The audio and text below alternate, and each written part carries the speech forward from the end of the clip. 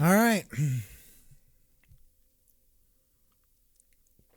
I'm going to, really quick, I'm going to do some research for RetroPie Start X. Got to figure out how to install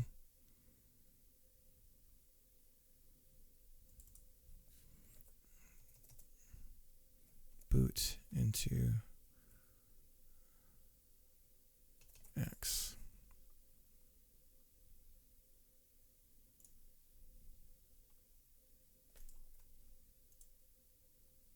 Here we go. Can be easily installed from the RetroPie setup script. Setup script. So let me get my wireless stuff going here.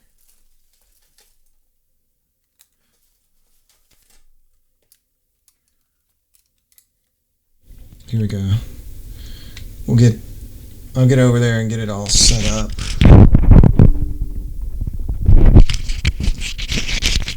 Because I want to be able to see the chat a little bit more easily when I'm doing the Pac-Man stuff. And if I have that running on the RetroPie, then that'll be that. So I'd like to do that. That's what I'd like to do. So we're going to try it. Let's see. Give me a second. Yeah, no. I'll go over there and take care of it. XLDE installed from the RetroPie setup script. The conventional way.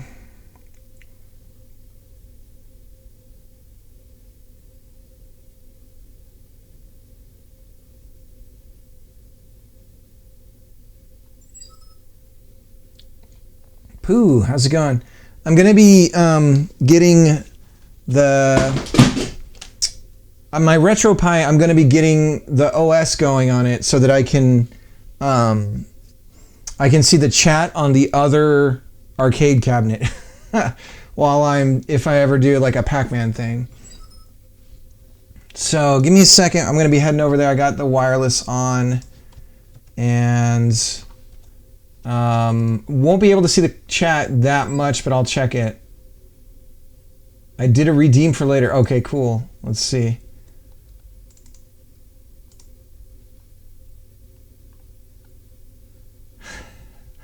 Oh no, you can, so for the redeem, hang on, I'm going to reject your redeem.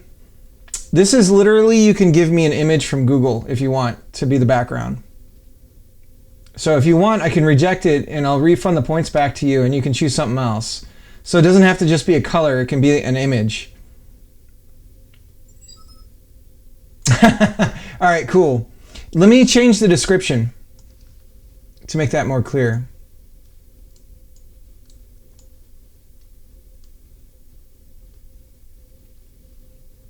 I figure people could do that to advertise even if they wanted to.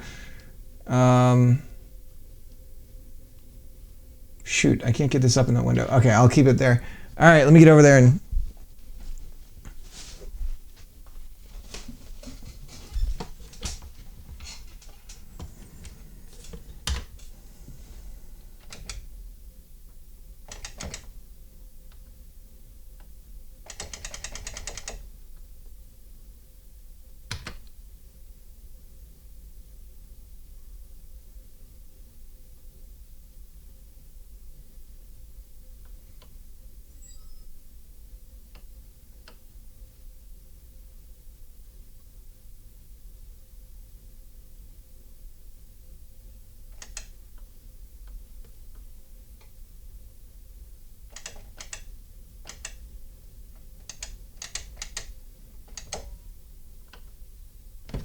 All right, what am I supposed to pick?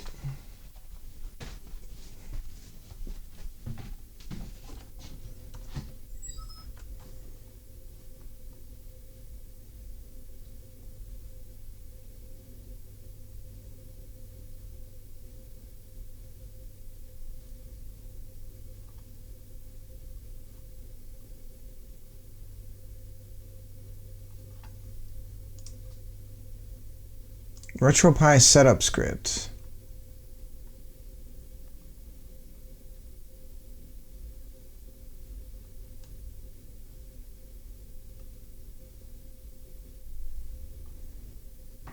All right, we'll go to basic install. I think that's it.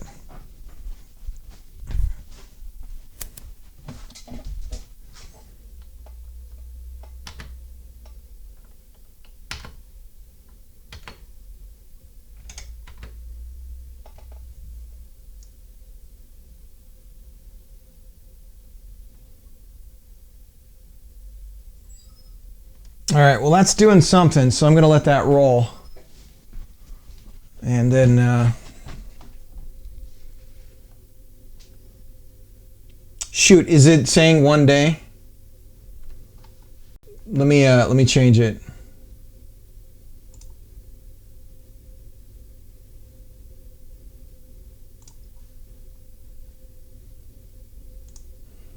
I figured that's like a 1 day kind of thing, but I'll turn off the cooldown for now. All right, here. Okay, give it another shot.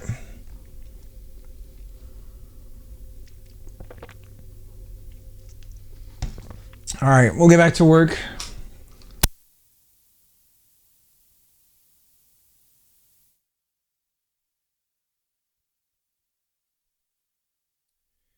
So, yesterday I finished writing the rest of the C# code from what I had done in the settings resource. And now we need to start integrating this into our existing GDScript code. So this is where things get weird. We'll see what this starts to look like. Let's do a pipe and we'll go over 1. There we go. Okay. So this is where I got to scratch my head and think, because I don't know. Can I do like 12 over? No, that doesn't work. Let me get the sound out of my headphones. There we go.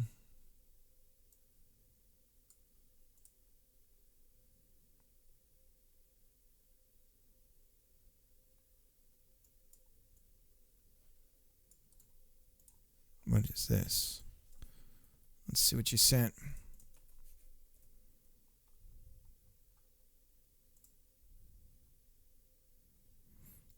Oh, so you want to do a color theme?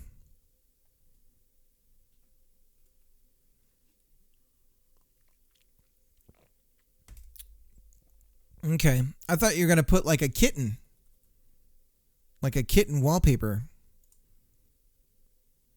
Like, hang in there, cat.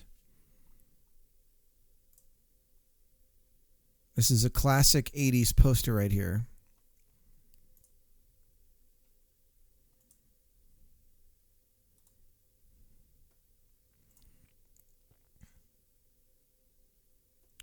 That's what I meant. So let me update the description. So hang on. Let's update the description. I'm sure that's something nice. What's up, Dev? Give me a second here. A Logitech headset. Why am I not hearing anything? I should be hearing sounds. Where are my sounds? Oh, here we go. Okay. Yeah, so let me get the redeem. Let's work on the description here. So, whoops. Change editor background image. There we go. Done. Save. Here we go. All right. Perfect. This is exactly what I'm talking about. Okay. Perfect. Perfect. WebP file. It's technically a JPEG. Why did it make it a WebP? Hopefully the editor accepts that. And we'll go to settings and defaults. And I'd like to automate this, but unfortunately it will still require some sort of approval process so that I don't end up with a giant penis on the screen. Where did this go? Is it in downloads? Oh, it's a WebP file. That's why I'm not seeing it. All right, give me a second. We're going to get this in a format we can use. I could always just screen grab it if I need to. Copy image address. Let's do a reverse image search from Google. Images. Let's see. Search by image. Why does it do this crap? I don't want it to just randomly crop something in the middle. What did they do to you? What did they do to you, Google? What are they doing to you? This is crap. What is this crap? How do I search by size? What is this? Why do they do this? Why do they break things when they work?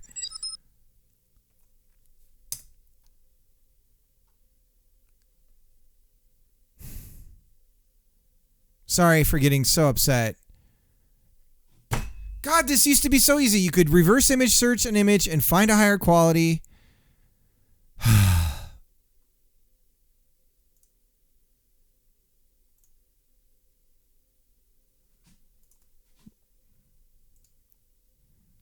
All right.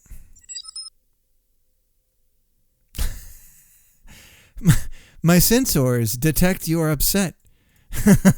Captain. My sensors are reading that you are upset. All right. So there. I want to live in a time when you know what's going to happen.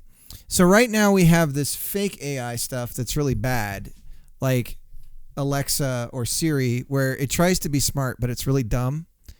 And then it gets everything wrong. You know, it tries to guess. It tries to be cute about like, oh, I think you mean this. And then what it's going to start to do is it's going to be intelligent, right? And it's going to know context enough to be like, oh, okay, I gotcha. Here's like, let's have a conversation about this, right? And then you'll actually be able to get things the way you want them. And then they're going to be like, ooh, that doesn't make us any money. So what we're going to do, and then that's when everything's going to break. Okay, here we go. Got our coding background.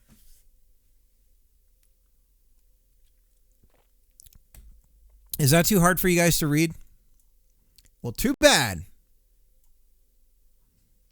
Okay. So here's my problem. I don't want to have to write setters for every single, like if I can bind an event,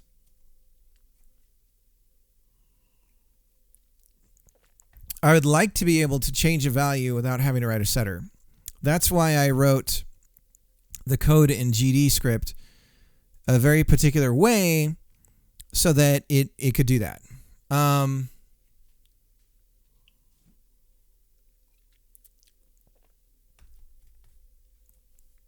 How's it going, Donaldi?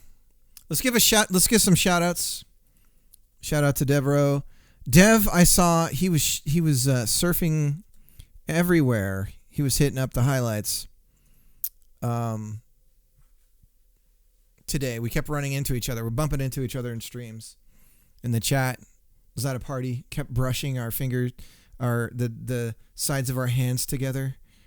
It's a real sexual like. And give a shout out to Denali here in a second. I need to give a shout out to Arya. She keeps coming here, and for some reason, I just keep forgetting to shout her out.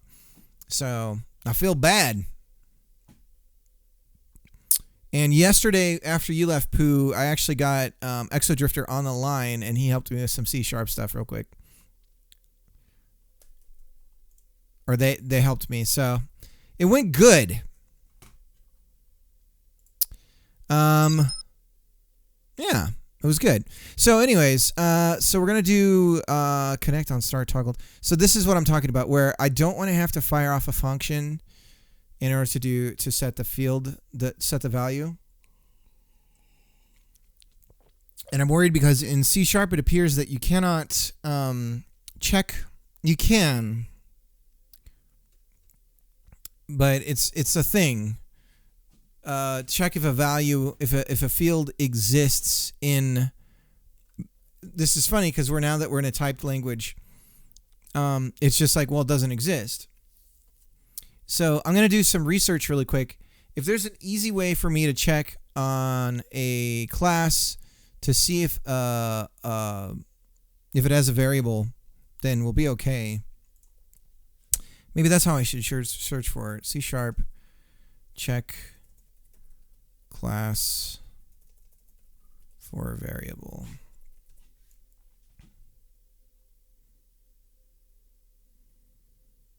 Do you want to know the types? Struct, is they call it a struct? Check class for struct.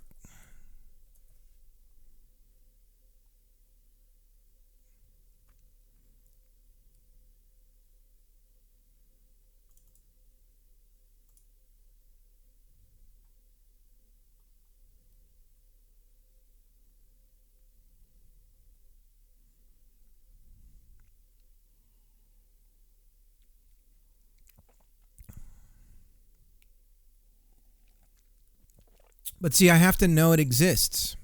This is what I'm talking about.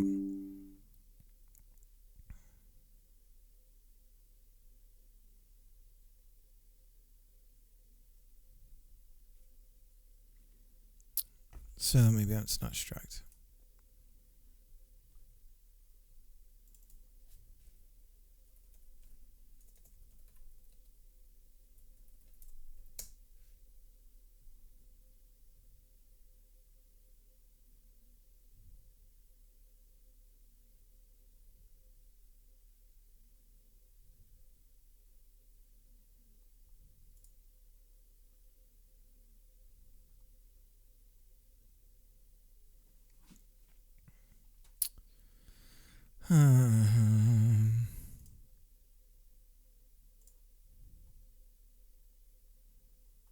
Use reflection.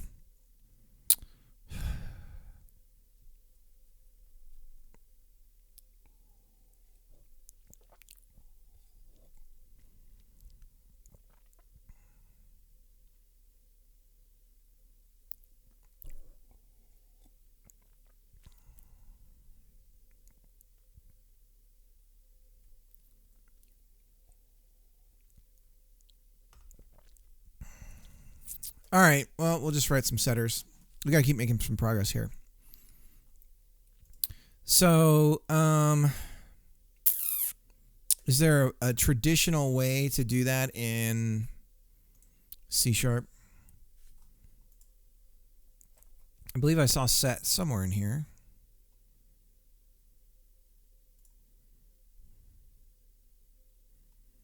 Public double set get. So if I bind, if I set a connection on for an event for the it's not called a bind, what's it called? But if I set it to a value, is that okay? Let's just try. So temp settings is going to be settings resource.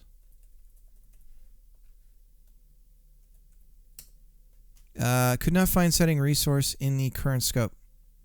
It's right here. What's the problem? Is it plural? Settings resource? Yes. What are we mad about?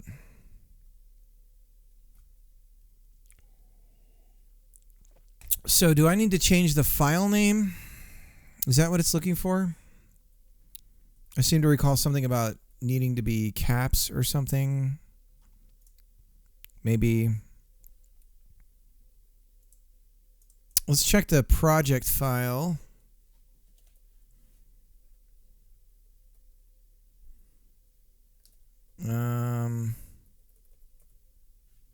Okay. Blah blah blah blah blah blah blah blah blah.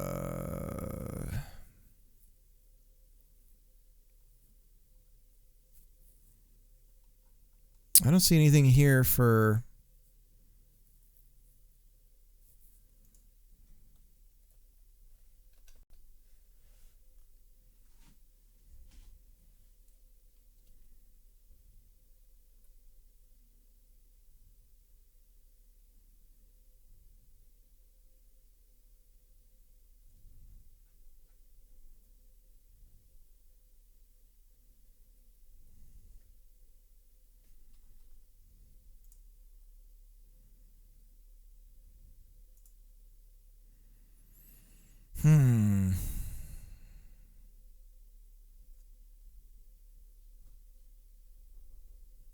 Give me a second.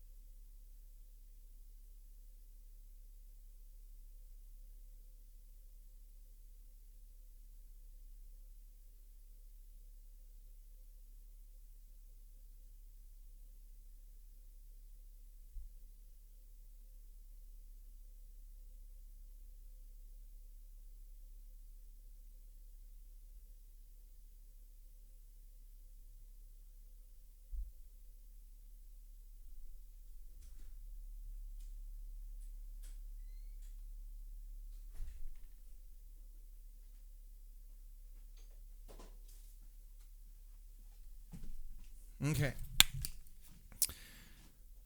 We're just going to try it, and now we're running into a different issue. So let's find out about how do we call...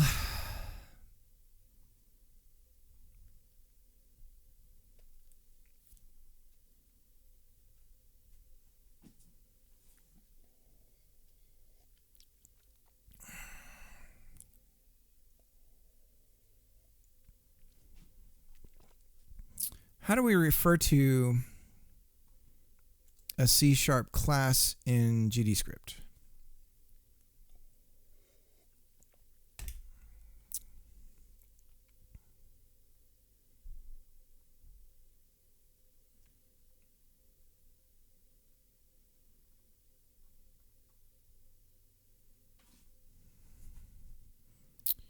And see, I don't get what this whole partial thing is. I don't know what that's about.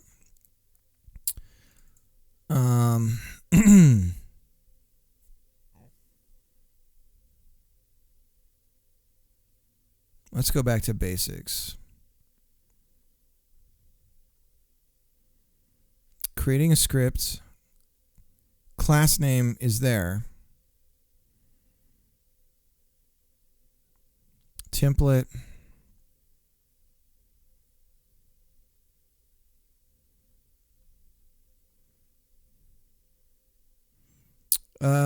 Most concepts work the same.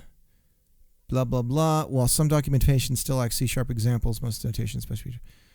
Blah, blah, blah, blah, blah. Okay, here's a class. As you can see, functions normally in global scope, print, blah, blah, blah. Okay, general differences. Pascal, camel case. Current gotchas.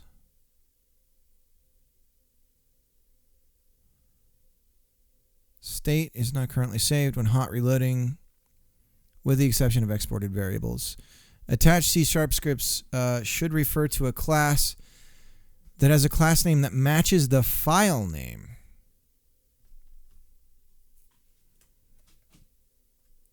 Well, hold on then. Okay. Let's Let's close this then, and we're going to rename it to settings resource.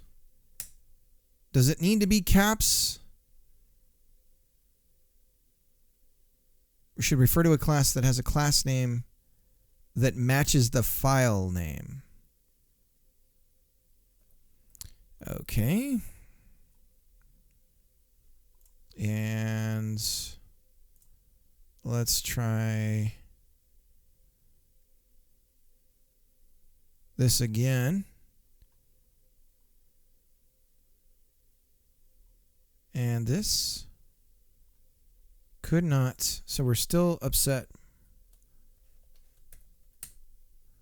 Could not find type settings resource. Let's just do a quick Google search. Godot, how to reference C# class in GD script. How do I reference C# objects?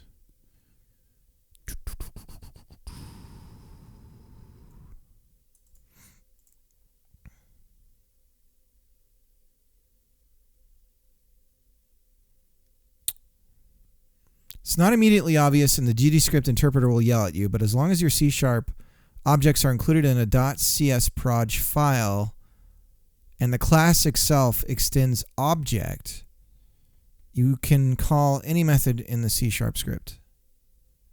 Any method.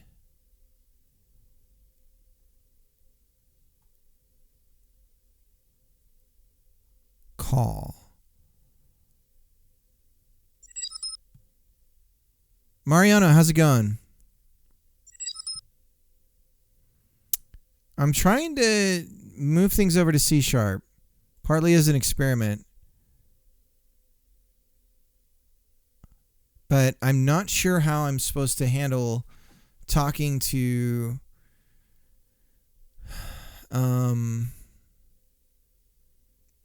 C# objects or classes from GDScript. So I'm trying to figure that out.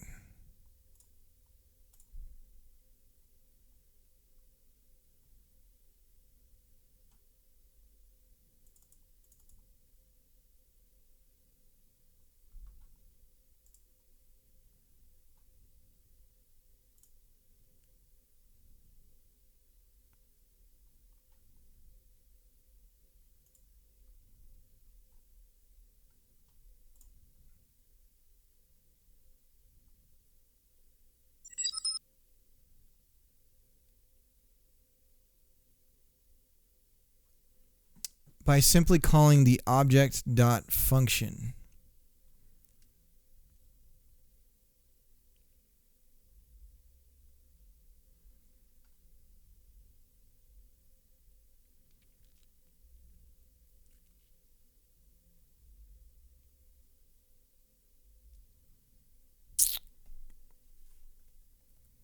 So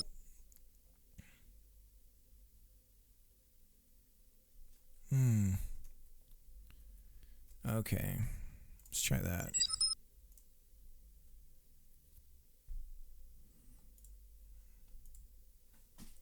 So I can't refer to it, like I can't load it in, I can't, you know, like in GD I do a pointer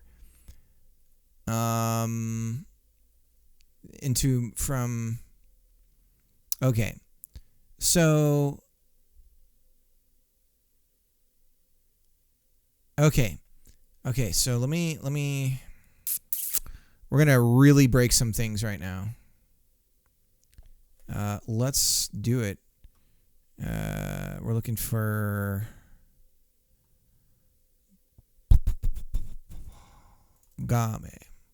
Game.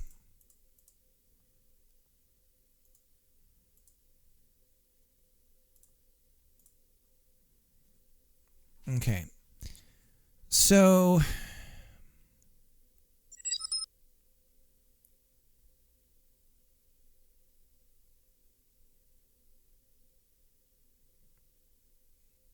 We need to see your C# class, where, how you instantiate it, and where you're trying to call a function. So that's the first thing I got to get going here is settings right now. So if I can't even do this, right? This is the name of the... Oh, God. Yeah, it says I can't find it in the current scope. I basically tried to move the settings... What are we mad about? Everything was fine, like not 2 seconds ago. Already contains a definition. Yeah, it does. We renamed everything because the docs told us to. Yeah, all of this is true because that's what this is. What am I getting wrong? Let's try closing, reopening Godot because she seems to be upset.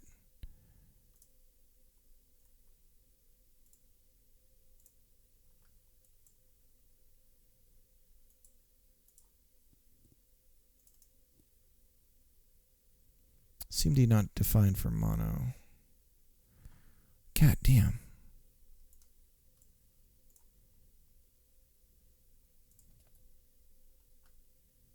What the hell's going on here? We're red.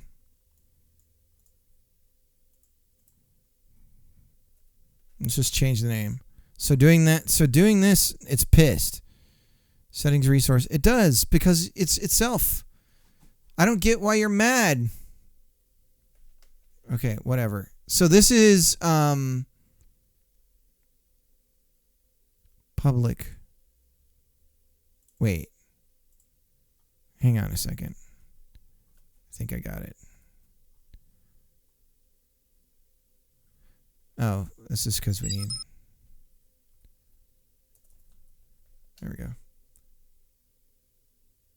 Do you have two files? Or maybe a built-in C# script. I'm not sure what you mean by built-in. So this one here is right here. This setting resource. It's funny that it's not. From what I read, you're supposed to make the file name the same as the class name for the C# script.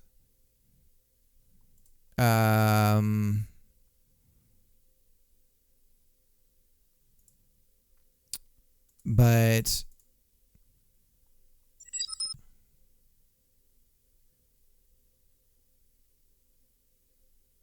Godot can embed scripts in scenes, so you do not need a separate GD script. Is a not very used feature.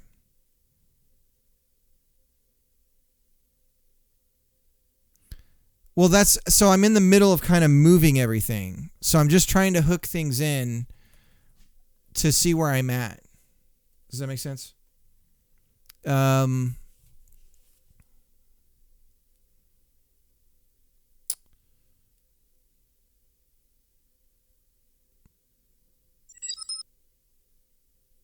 Right, but it's because for some reason the minute I name this the actual name I want it to be, it just wigs out on me.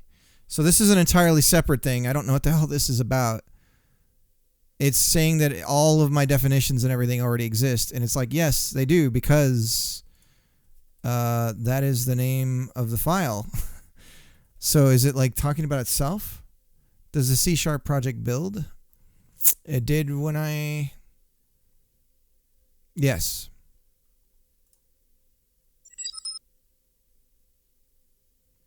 Use the doc search tool in Godot editor and search that class name. Doc search.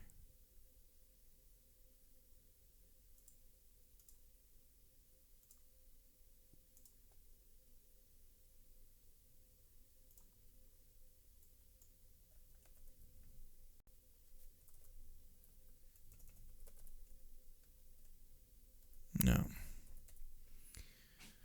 So this is problem number 1. What am I doing wrong? It's the minute I actually change the name to match the class name that the Godot docs told me to do that now I'm suddenly having a problem. It says here, attached C# scripts should refer to a class that has a class name that matches the file name. I'm assuming they mean the casing even. Attached C# scripts should refer to a class that has a class name that matches the file name. Attached. What do they mean attached?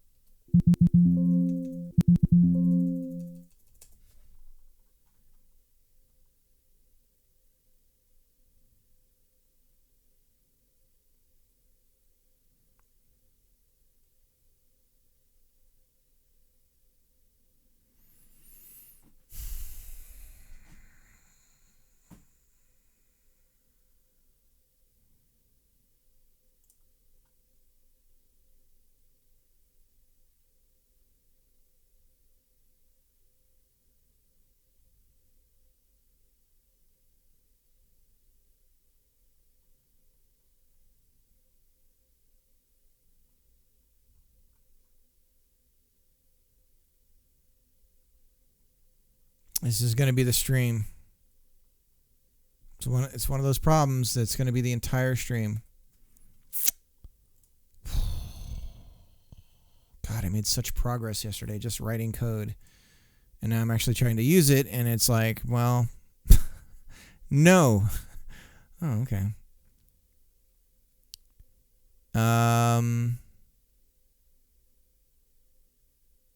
Cannot find type in current scope. Do I need to...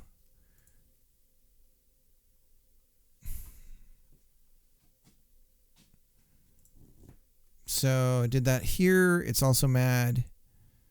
Load settings.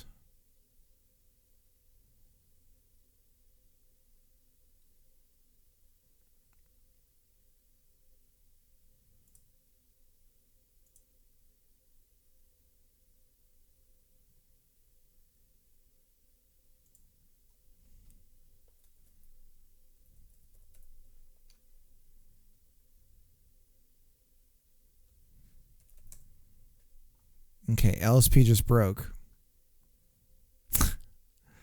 Ah! They said there was something you could clear out.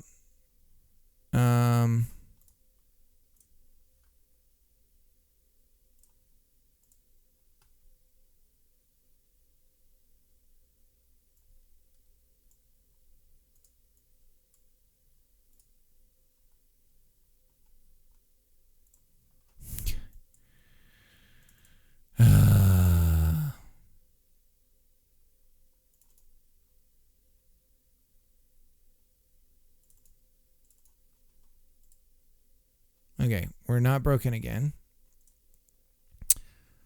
Let's find that file that they were talking about flushing. They were also saying to look at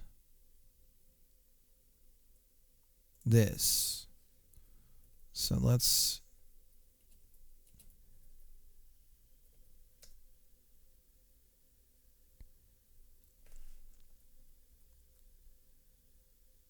Namespace is bump set spike. Is that a problem? Is it we're not in the namespace? Is that our problem?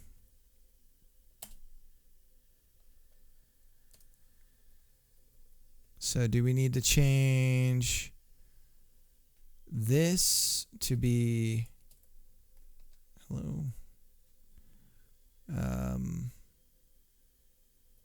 Go away. I don't care. Okay, thank you. Do we need to add bump set spike as the namespace? Is that the problem? Style guide. How do you do namespacing?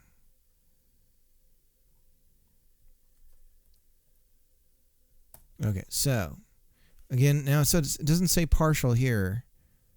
Public class. What's this partial thing? I don't know. All right, let's try namespacing.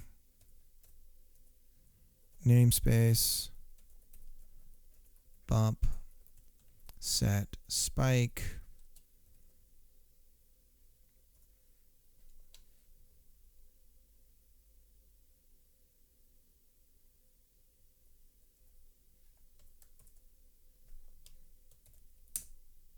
Okay. So now we're in that namespace.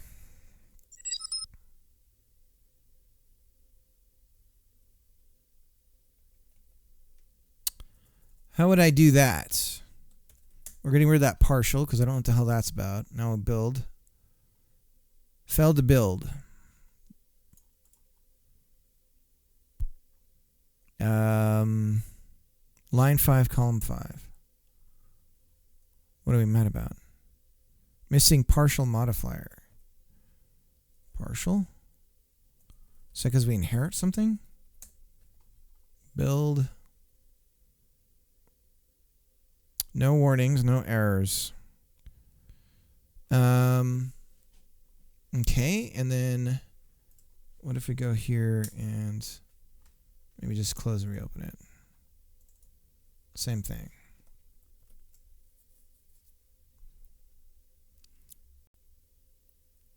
So how do you talk? How do you actually just talk to? So you're saying I should be able to do like settings. So it acts more like a not declared in the current scope. Let's try just a method here that we've got. So make sprite frames.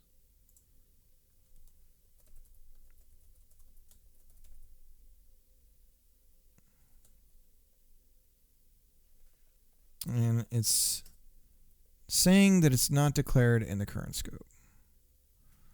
Just to confirm, settings resource. God damn.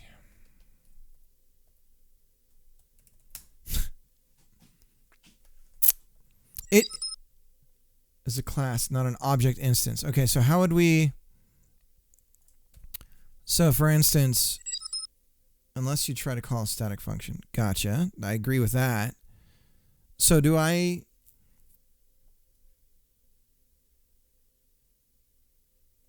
So if we're doing load settings here, we do settings new. So this would be settings. I should have... Okay. But shouldn't I be able to do... Shouldn't I be able to do... If...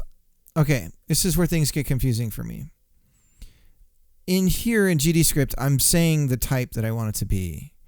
But in C# land, it's not really a type anymore, right?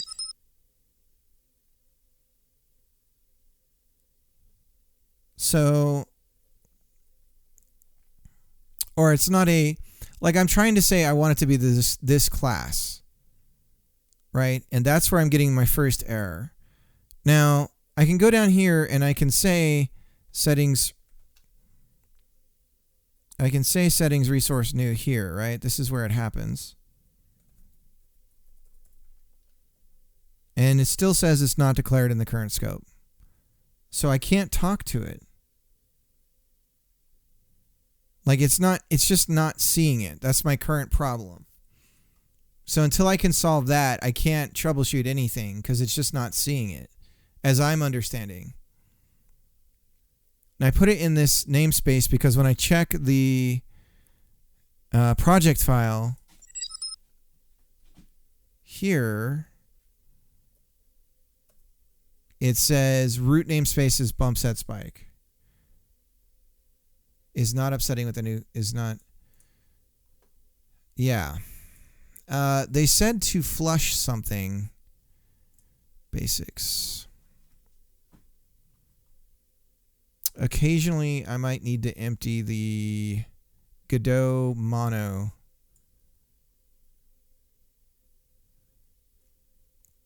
When troubleshooting, sometimes it can help to delete the .godot mono folder to let it regenerate. So let's try that. So we'll go, whoops, chat, what are you doing? We'll go over here. We're going to close out Godot. We'll go here. We're going to figure this out. I mean, it's new. It's new to me. Godot mono. Let's nuke this. Delete. What's in here? Metadata. Empty. Temp.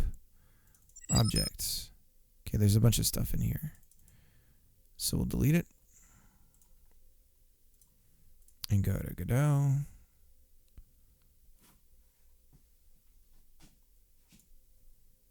Edit.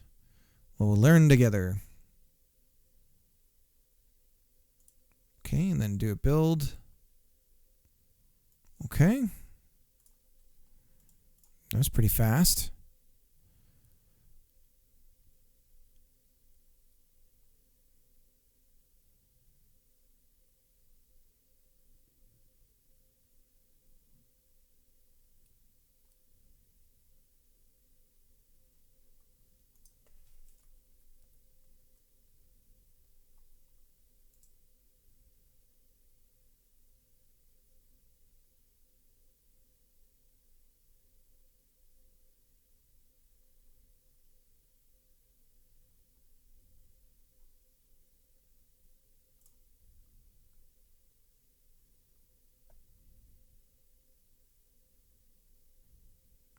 Here we go. Cross-language scripting. Godot allows you to mix and match languages to suit your needs. This means a single project can define nodes in both C# and GDScript. This page will go through the possible interactions between two nodes written in different languages. The following two scripts will be used as references through this throughout this page. Instantiating nodes. If you're not using nodes from the scene tree, you'll probably want to instantiate nodes directly from the code. Instantiating C# nodes from GDScript. Using C# from GDScript doesn't need much work. Once loaded, see classes as resource. The script can be instantiated with new. So we load here, then we do new. So we okay, so we need a variable to refer to the script. Okay. That's there. So, you know, what it is what it is. All right, so that's part of our problem. So let's go back to the naming convention I want, because I'm suspecting that the docs are a little wrong about this. When creating .cs scripts, you should always keep in mind that the class Godot will use is the one named like the .cs file itself. If that class does not exist in the file, you will see the following error. Invalid call, non-existent function, new in base class. For example, myCoolNode.cs should contain the class named myCoolNode. The C# class needs to derive a Godot class, for example, Godot object. Otherwise, the same error will occur. Okay. You can also you will also need to check your .cs file is referenced in the projects.cs project file. Otherwise, the same error will occur. Yeah, that's fine. So I am seeing that though. If I go to, if we go over here and we go to, we go to the CS file, I do not see the file I made here. So I'm worried about that. You also need to make sure that your .cs file is referenced in the projects.cs proj file. So how do I make sure this thing's up to date? Hey, Frozen, how's it going? I mean, I have the root namespace. What is not part of the .cs proj file? The CS code right here. It's not showing up. It says to make sure it's part of it. You need to check that your .cs file is referenced in the projects.cs proj file. Don't cut yourself. That's C#. Frozen, are you a dad? That's a dad joke.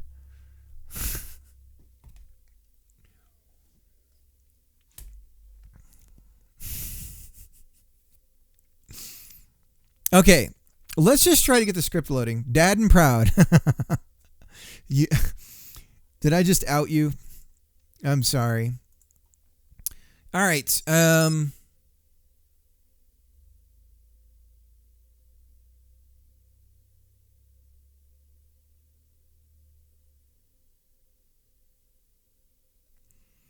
Let's try and get the script going. So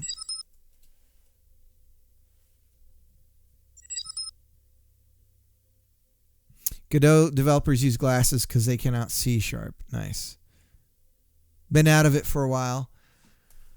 Some days I wish I could clock off.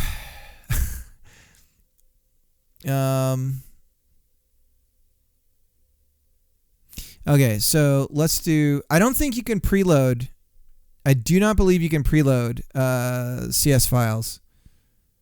From what I've read. Let's go back over here and search preload. I can type. I seem to remember there being something about that. I know they can't preload. I'm not sure about the other way around though. Okay, well let's just try it. So settings, resource. So you're saying script? I'm not familiar with that. Equals preload. res pct.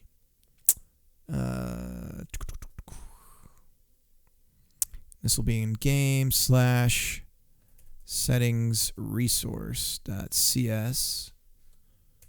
Okay, so nothing's broken now.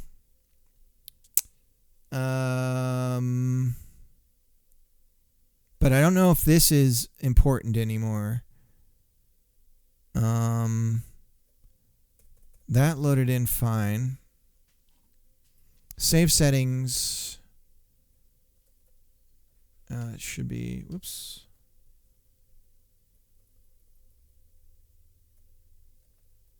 Resource.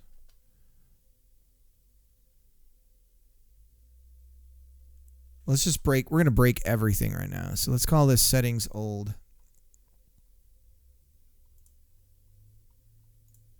What the hell's going on with that? Okay, so now a bunch of stuff should start yelling at me if it's still in here someplace. Main.gd saying that something's wrong. Same with settings. So now settings should be pissy. Temp settings. Could not find type. So if we duplicate, see, this is where everything gets really weird. Because this is holding a reference. Oh, Lord. Let's just run the game. Hybrid. Changing the editor. Let's see. We got to find... You gotta at least do a little bit of the work for me there. Hello there, wallpaper. Hello there. All right, let's see. Prequel.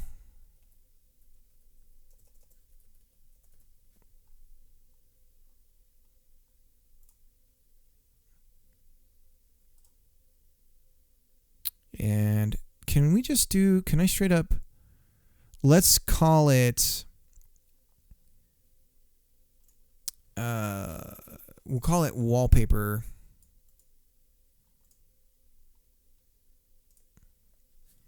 Editor, wallpapers.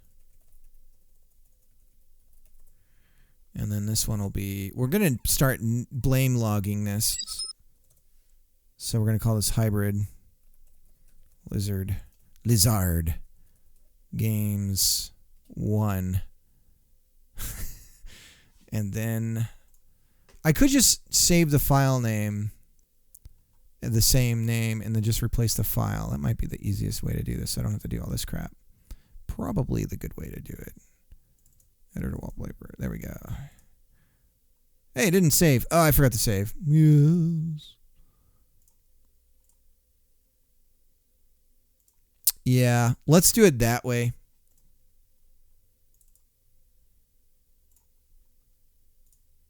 Okay.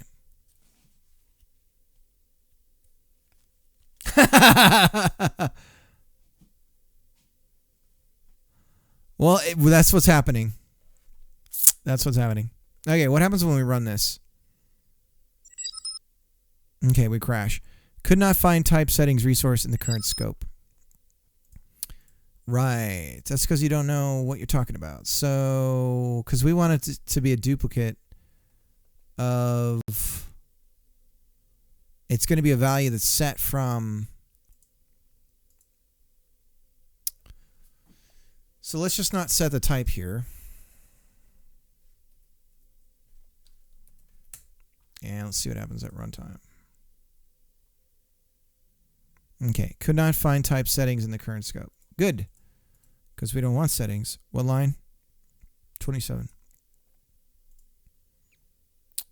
So this will be settings resource. Although, I don't know.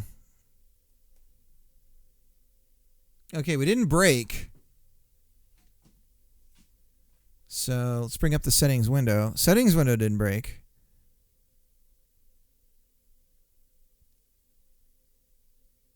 Let's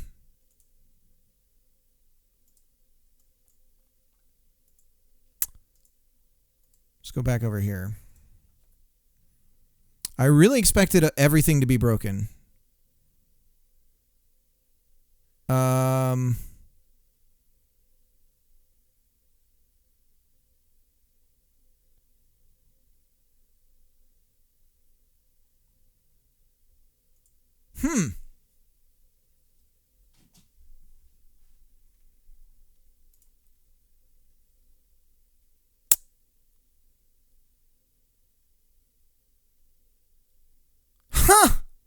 Okay, hang on.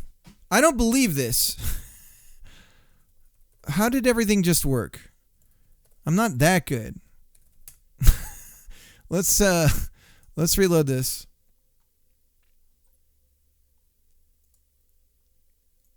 Okay, so we hit the brake on load.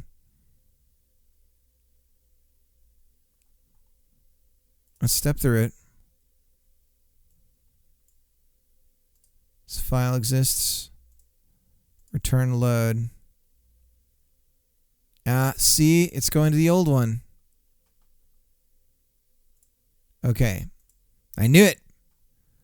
Settings path. The file.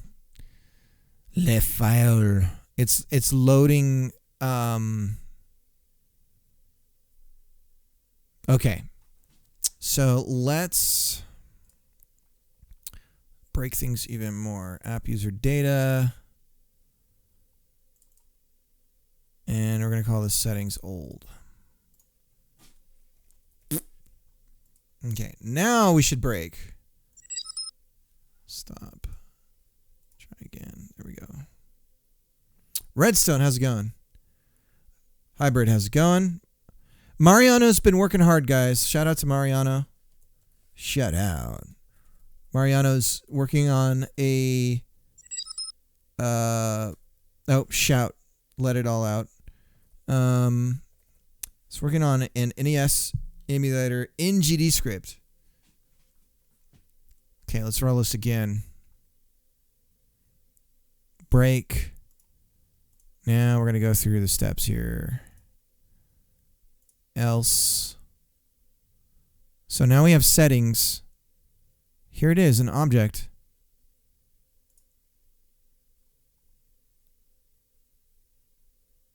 Bro, how is this working?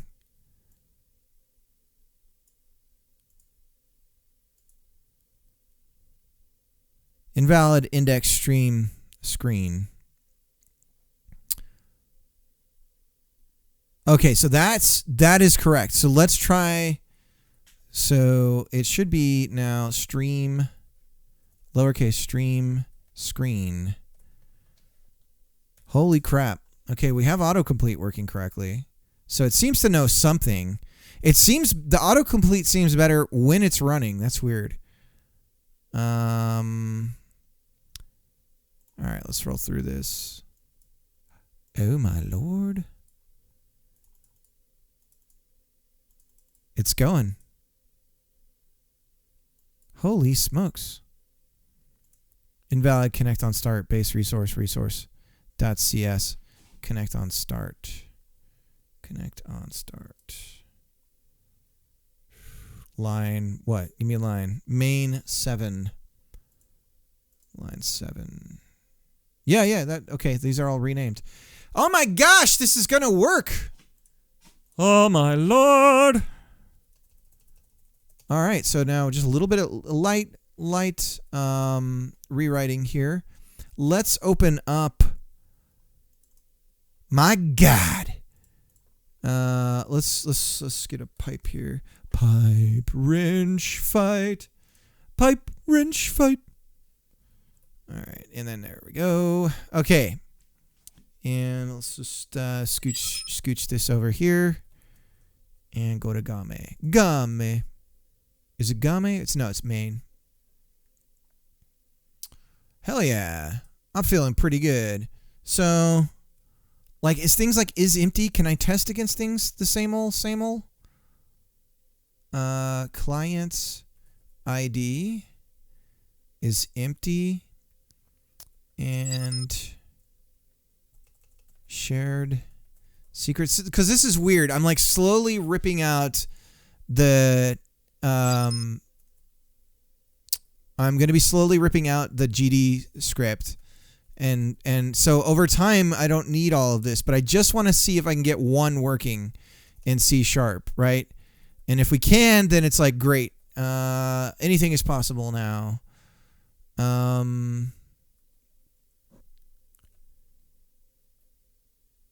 Oops.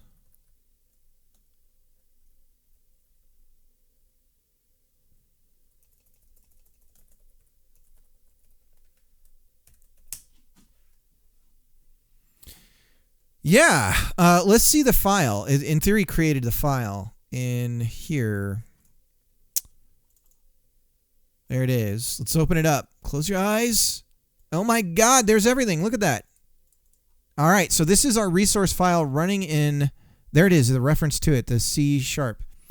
Okay. Yeah, I rewrote everything, even the making the sprite frames, importing the texture, all of that stuff should be okay. And then the initializer in C# is the same name. The function inside the class declaration, the function is the same name as the class name for that. So if you ever wanted to know that, okay. So let's keep rolling, and we're just gonna keep running into these bugs and cleaning them up. And the nice thing is, once we start, this is the funny thing is we're doing runtime errors, right? Runtime errors in GD script. But as things move over to C#, these runtime errors should become compile time errors. That's what I want. I want to know at compile when something's broken. when it's like a code-driven thing like this. I keep saying that I want the problem space, I want it to move over into game code. What I mean when I say game code is like game logic, right? Like, why is my character, like, when it hits this ball, it turns green, right? That's a problem. That's a code-related problem in the space that I want to be working in. Not, oh, this problem occurs at execution because the dynamic language can't check, until it runs. And it's like, I don't want that. So we'll see. This might be worth it. It might not. But I thought this is the perfect project to test this out on, because the problem space is such that, like whenever I actually run this game, everyone gets really excited and wants to play it, and then something crashes, and I just know, I'm like, I know this wouldn't happen because of the type of problem that it was. I would know at compile, and so I just want to get rid of those problems so I can be back to just like working on making the thing. If that makes sense. Okay, so let's just keep rolling. Let's get rid of that break. We don't need that anymore. Whoops. Okay, so let's reload. I mean, the thing that sucks is, in theory, over time, every time I hit this button, this is going to take longer and longer, which is going to suck. Okay, so line 36 on Game.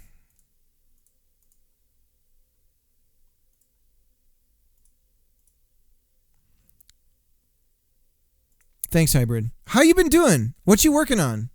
Show me what you working with.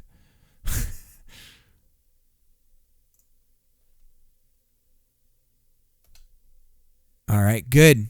We're in it to win it with a team of 4. That is a nerdy reference. I would know something special about you if you know what I'm referring to. We would be like kindred spirits, you and I. Imported, connect, file imported. So okay, so this is a function. Temp settings imported. Emit signal. So this is import. Oops, undo. So this is the signal. The signal is imported. And in this case, I guess it's going to be capitalized. I came back to making YouTube videos after a long break. 2 releases. We're going to throw one. Put some links in here. Let's watch them. Is it okay if we watch them? Is that going to be embarrassing?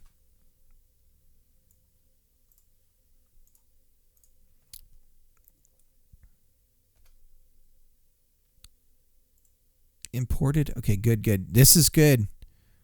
14 settings changed. Okay, so this is where I've got to figure this out. Can we... it's not called a bind. What is it called? The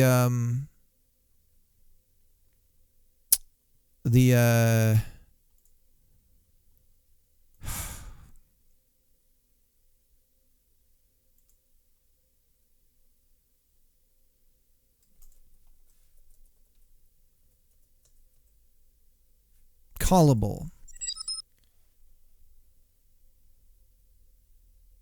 Dude, just if you want some honest feedback, I can give it to you. If you want me to watch it offline, just DM me it in Discord. Or you can send a DM on Twitch. That's fine too.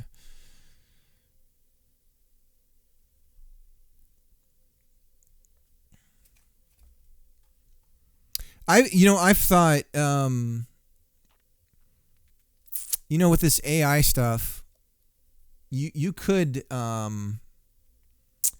heavily automate a lot of that.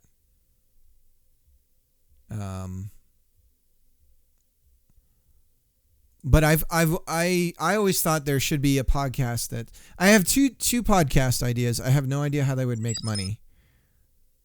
One of them is to essentially collect, when you're playing a game like, I don't know, let's say like Dragon Age or something. Like Inquisition is an example. It's a dated one. Or let's say the new Starfield comes out. And it's one of those kind of Western RPGs that has a Bible's worth of text that you could read when you pick up a book and you flip through it and you could read every single page, right? And I always thought it would be cool to release a podcast that essentially the episode, it would be per game thing where it's like, oh, you're playing Starfield. Okay. You're on this planet. Okay. Here's all the audio logs. Like, play this episode of this podcast for Starfield, and you'll just hear someone reading the audio logs that you would normally sit there and or not audio logs, the text entries. Cause there's a lot of these games where they have all of this this sub plot stuff or whatever, not subplot. What am I, what I'm trying to say, but they have all this stuff that if you're not going to sit there and read it, you're just going to miss it all. And a lot of times that would have normally been an audio log, but they just didn't do it because of budgets or whatever. So all the world building stuff like the Grimoire and all that in Destiny. All right, let's check it out.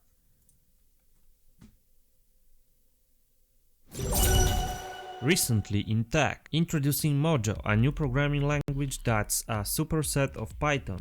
It's designed with a speed and lower level optimization in mind. It's not open source yet, but it's on the horizon. Now you can sign up to a waitlist to get the access. Mojo comes from Modular, a company that's also giving us tools to simplify AI development, including a unified approach to PyTorch and TensorFlow. Mojo language designer Chris Latner previously created Swift programming language and LLVM that's tools. cool. The launch of Angular version 16 has addressed several long-standing pain points, reduced verbosity, and introduced features like signals you may already know from other web frameworks. OpenAI, known for ChatGPT, has released Point-E. This tool can create simple 3D models just from a text prompt, and it is available on GitHub.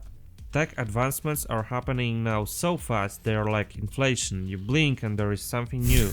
See the description for more info and links. Talk to you in the comment section. Bye. It's good. Yeah, I like that the music's not like crowding everything out, and adding the jokes in is good. It reminds me a lot of that. Well, who's that tech guy I'm trying to think of? Trying to get over to my other YouTube channel. Hang on a sec.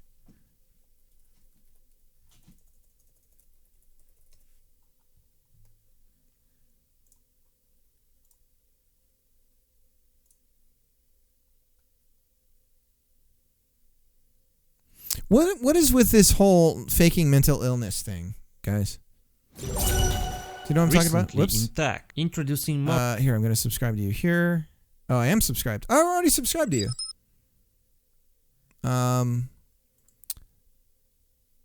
Anyways, yeah, I mean, with this format, the YouTube algorithm's really going to work against you. I think you want to hit the 10-minute mark. I know that sounds insane, but I believe that you're going to want to hit the 10-minute mark. I'm trying to remember who it reminds me of. So you might want to be doing this on a weekly basis in order to get the length of the video longer. Unfortunately, right now you know what this should be, if you're going to keep it this short, is a short. Have you tried that?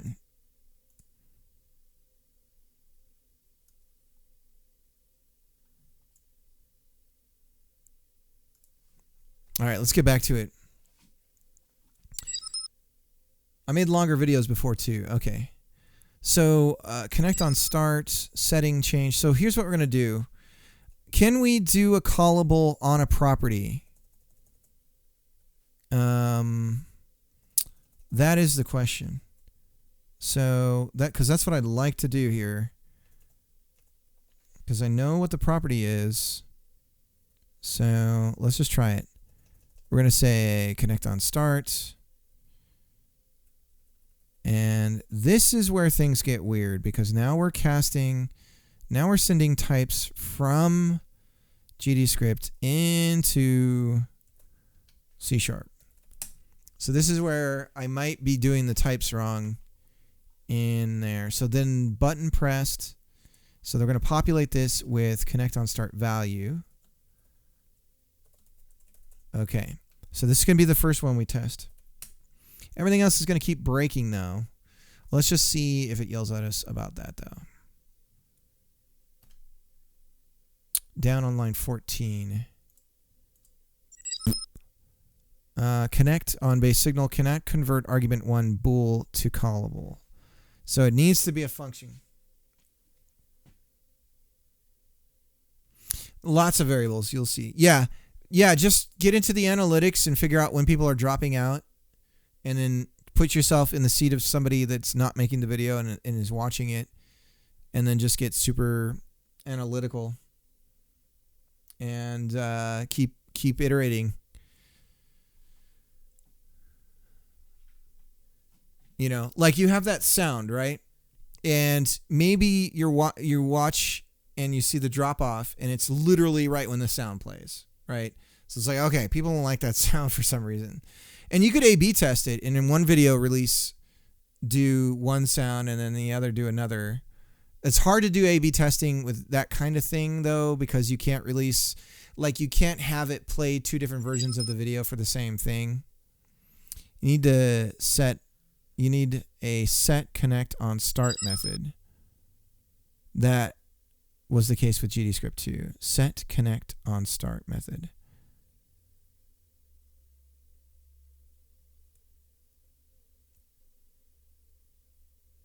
I'm not sure I follow, Mariano. The new one will be important to know because WebGPU has initially been released in the latest Chrome related to game dev. Yeah, and that's the other thing you might find if you hyper focus on one field, that there's and that's another thing you should just keep track of is on views and stuff. Just track by topic or subject that you have in the title and things, and see if you see any trends in that.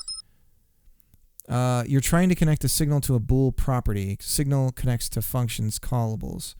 Okay. You need a set connect on start method. Let's look at that.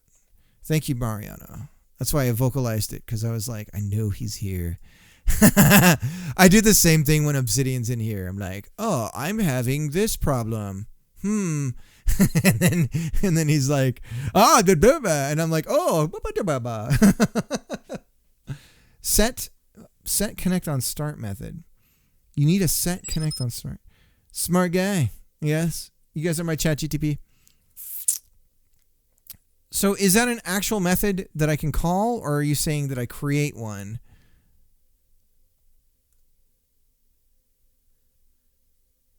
Connect on start. Connect on start. Is it connect on start? I'm not totally following.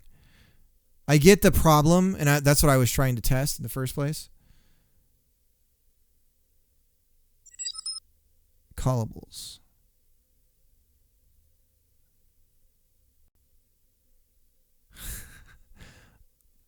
Signals connect to call. I'm trying to understand though. You need a set connect on start method. Not sure I follow. So what I think I'm gonna do is oh, I see what you're saying. A setter for connect on start. Yeah, I gotcha. Yeah, that's what I was afraid of. But like I said, we did this cool little pattern in GDScript where we could just pass the name of the variable and it would check to see if it exists, and if it did, we would set it. Super cool. And then we had an assert on it, but we literally can't do that we can't do this in GDScript. So yeah, what we could start to do is start to populate a bunch of setters here. So this would be, it would have to be public. We couldn't make it private. And since it's a function, it would have capital set connect on start. And then that would be the same. So it'd be bool value. And then we go like this. Must have return type. So we say void.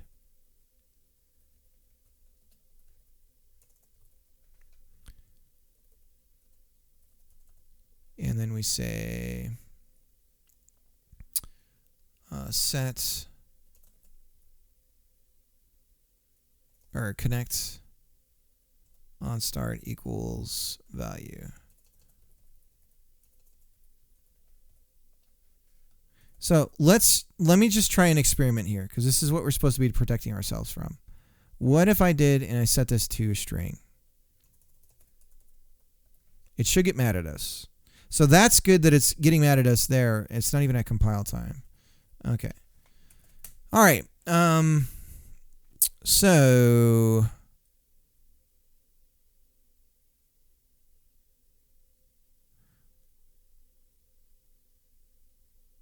doesn't work on C#. I don't know. I'm not familiar with with that. We could try it if it's a thing where, because like I said, this is day 2 of C#. So you're saying I should be able to go like literally just put set here and then we would be good and not even have to have this. Is that what you're saying? Is that what you're laying down? Do I smell what you're cooking?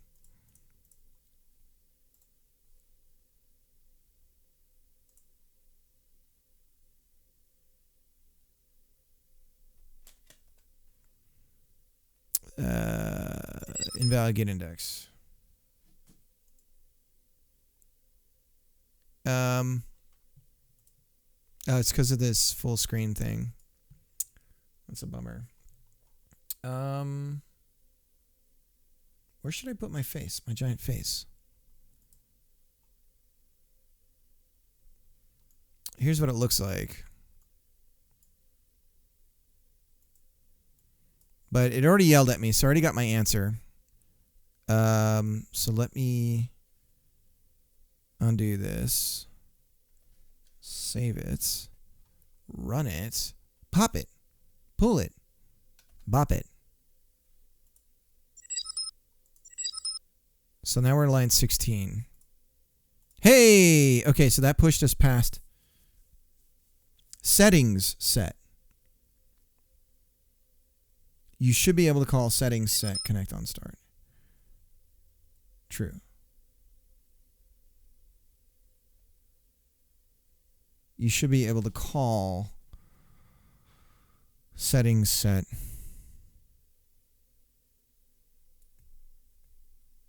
But it's a toggle, so I want to pass the value.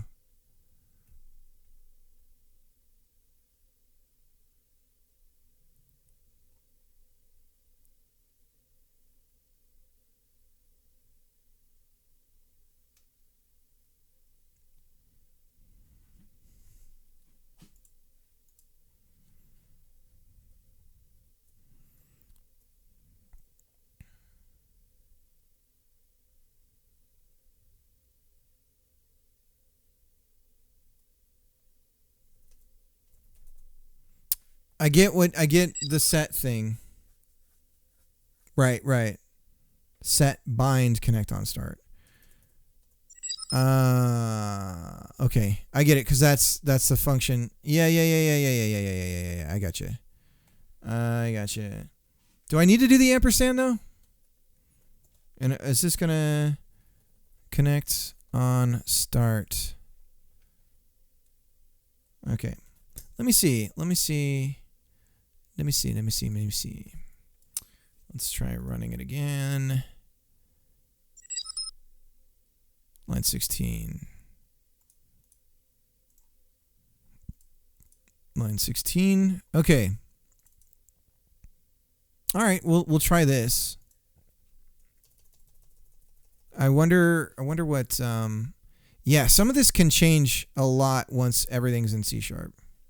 This won't be so.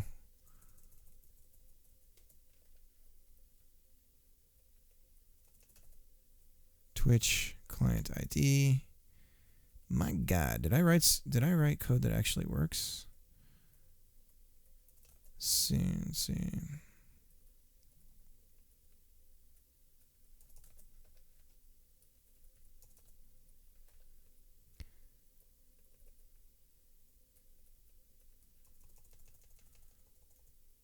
You know what I could just do to kind of speed things along is a rename of setting changed. That's %s.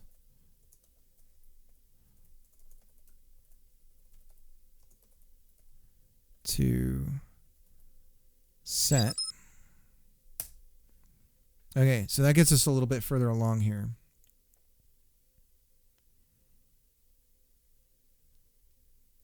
More or less. And means string name. It's more performant. I have an opinion on how setting dialogue should work. Opinion away. I'm not here to judge if somebody's got I find this is like, for instance, doing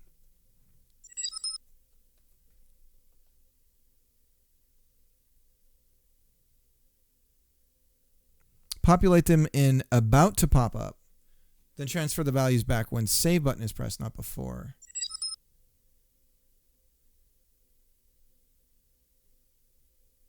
Yeah, no, I've got the reset set up because what I do is I create a duplicate of the temp settings, or I do a duplicate of the settings, and then only when save is pressed. I'm kind of doing the same idea, except that where the initial setup is occurring is at ready when the window is coming up.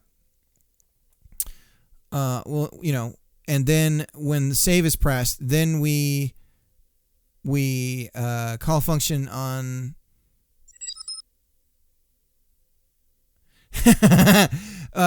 we call function on our game singleton to replace the settings there with our new changes.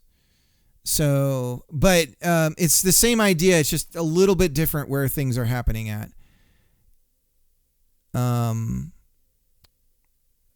Okay, so I'm just going to keep going down the line here of the things that I know need to be changed, and then we'll run it again. Oops, brought up some Vim help. And see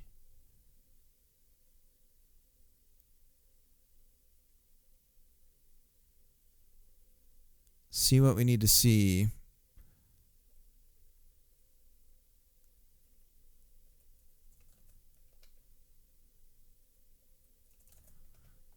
I actually kind of like that C sharp has different conventions for variable casing and stuff, so it kind of makes it easy to eyeball when something is using C sharp.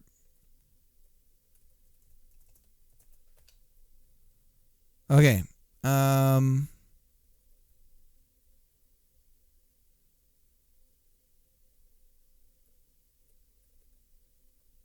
So this is where things get weird. See, we use a reference to X and Y here, but they're capitalized in the C sharp world, so I don't know if the lowercase is going to work. We'll see.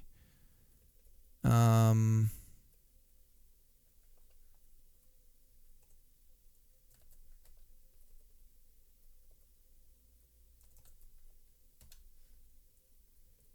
then this make sprite frames is like this. And then there's one more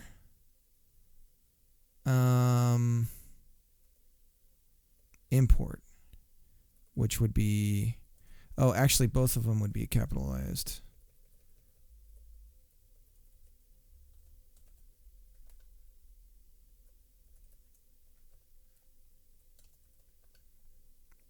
Okay.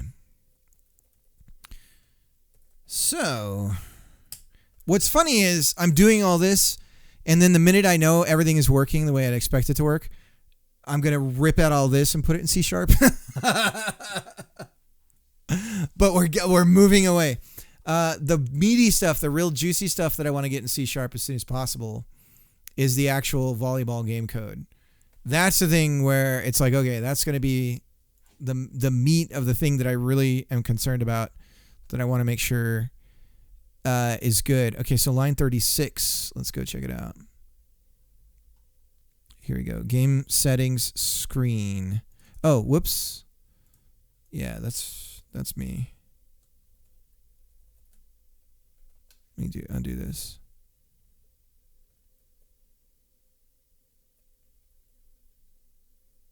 Connect.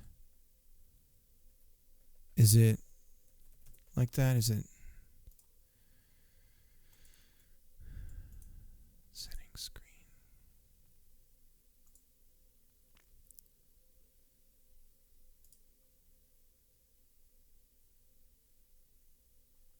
Yeah, okay. Let's run it again.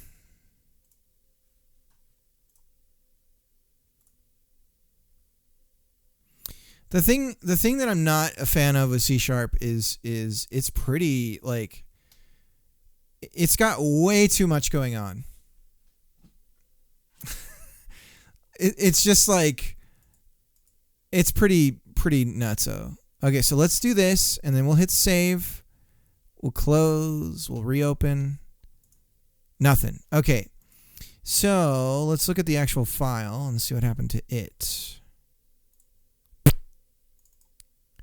Settings. Connect on start is false. False. Oh, you know what? Maybe that one's not even... That one might not actually be set to anything. Yeah. It's pretty like, a little bit too much. I don't know. It's like... I have a feeling it's one of those language where if I went back and looked at its early history, I'd be like, oh, that's perfect. And then it's like, no, you didn't need to do that. Like, I could always code that if I needed it, but I don't need the entire language to do that. You know?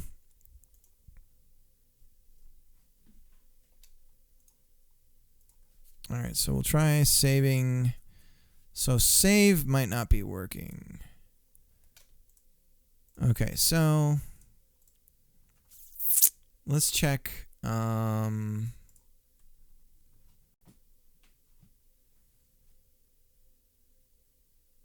So we're supposed to be a duplicate.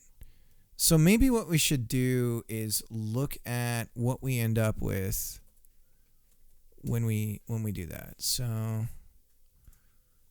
let's run it.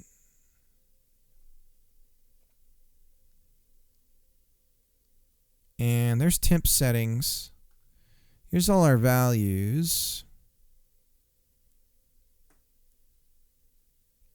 And the properties. So maybe these setters aren't firing. These ones. These binds. Set bind connect on start. And, oh, you know what? Yeah, those don't work. Actually, that's mentioned in here, I believe.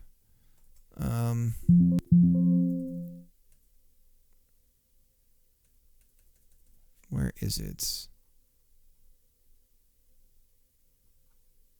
It's somewhere. It's early on. It talks about.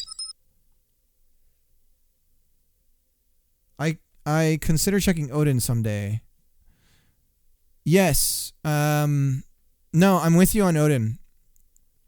Everyone's talking about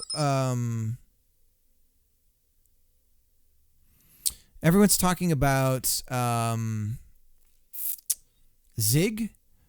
But Odinlang, I really like the markup in it. And it's so like it is a memory managed, so you got to deal with that. But looking at its how do we get to the overview here?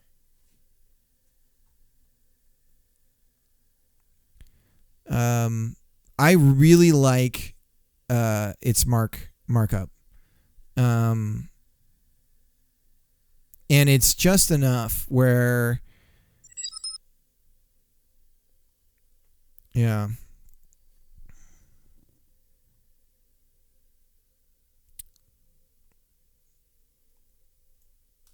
But it seems really nice, and it's got the if I do a game from scratch, it'll be in Odinlang, and then I'll choose one of the packages like Raylib, or what's the other one?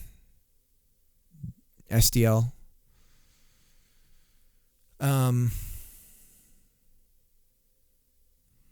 The thing that worries me about it seems like Zig has better tools for like debugging and building on specific platforms. Odinlang seems a little weak in the because it's just using whatchamacallit for its compilation, and there's no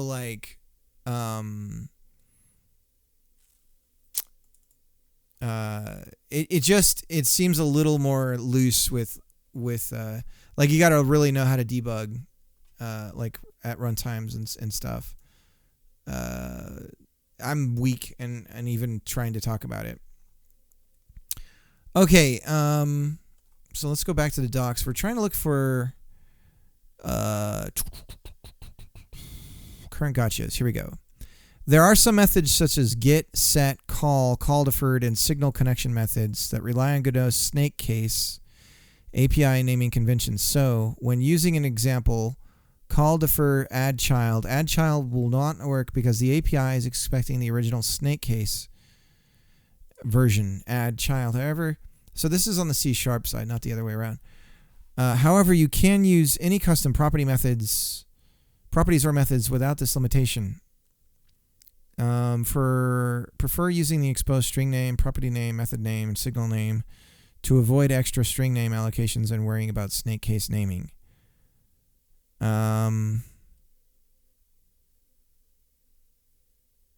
So it relies on Godot's snake case API naming conventions.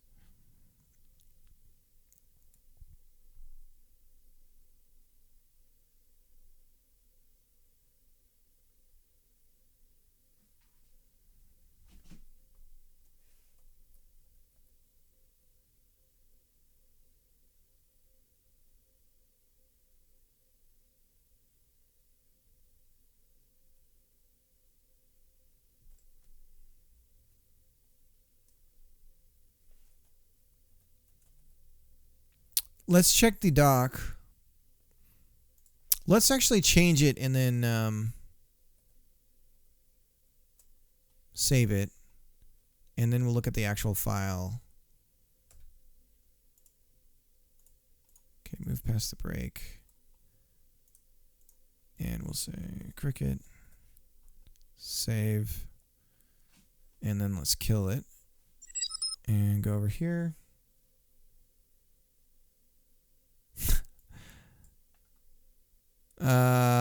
Let's go over here, and it's not there. Okay, so I don't think this is working. Let's try the setter I wrote.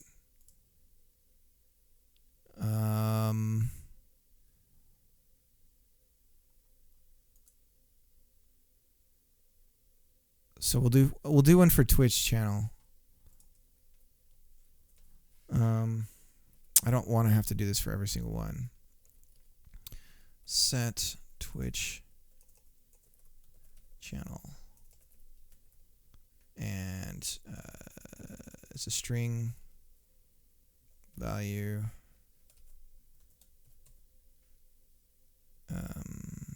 Twitch channel equals value. Okay. And then we'll go back over here. Oh no, we're over on the other side. How do I get over to the other window? I don't know. I don't know yet. Okay, so instead of bind like that, we just say set Twitch channel. And I can't run a break on that. There's no manual breakpoint in C#, right? Like I can't write it in code. Okay, we hit a break. There we are. We're setting this. Saving. No error. Stop. Open up the file. There it is.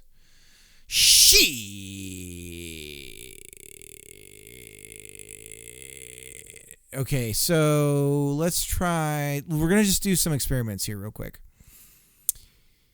So it was saying that let's look up set real quick.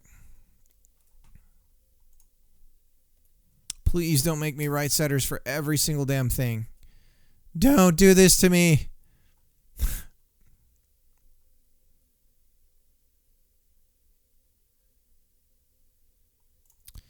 All right. Set string name property value. So that's try print temp settings get property list. Is that going to work? Again, is everything weird because we're dealing with... let's try it here. Print temp settings get property list.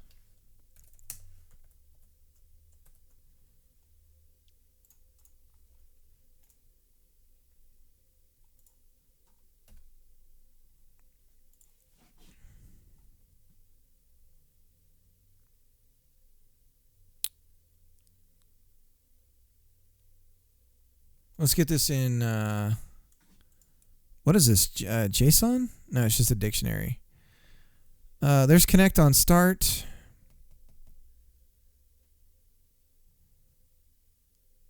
Twitch channel. JSON! All right. JSON! I probably woke somebody up who's like asleep at the keyboard. Oh, Jesus Christ.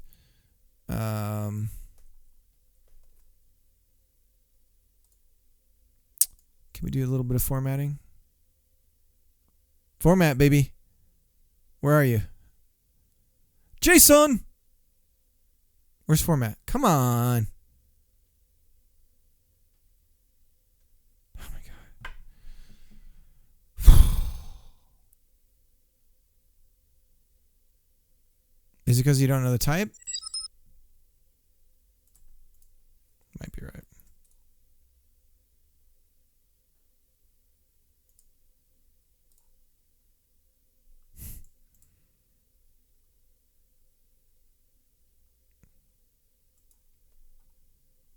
Let's just go to downloads .dart. What the hell?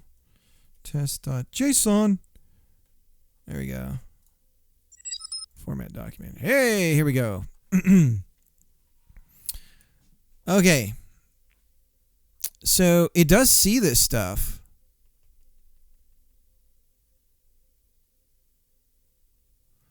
JSON. All right, so let's double check.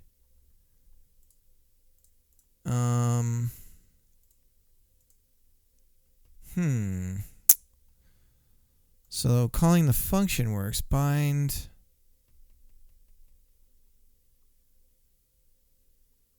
Set Twitch channel.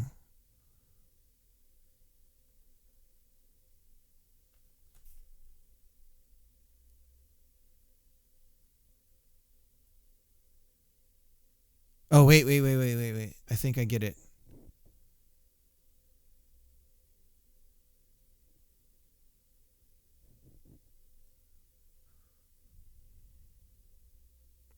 So you're binding.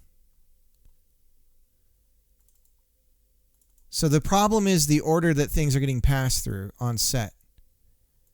Because the bind would be after. So we're getting the variant first, and then we're passing the string name second on the bind, and that's what's going to break everything, right? So I don't know that we can...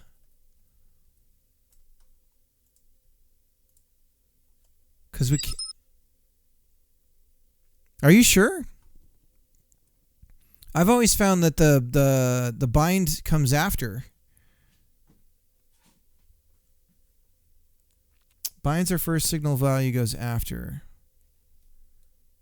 90%.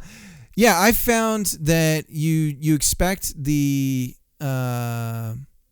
return values from the thing that you're connecting to comes first, and then anything you bind is attached to afterwards.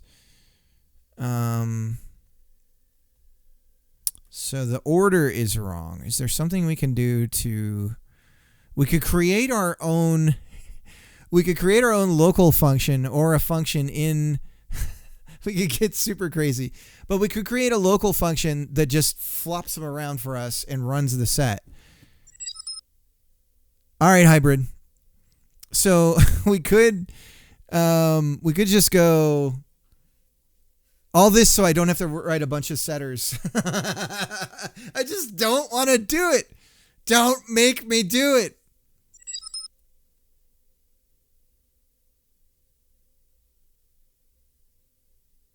You could turn your C# variable into a property and print to the setter so we can see what we're getting. Oh, see if it runs.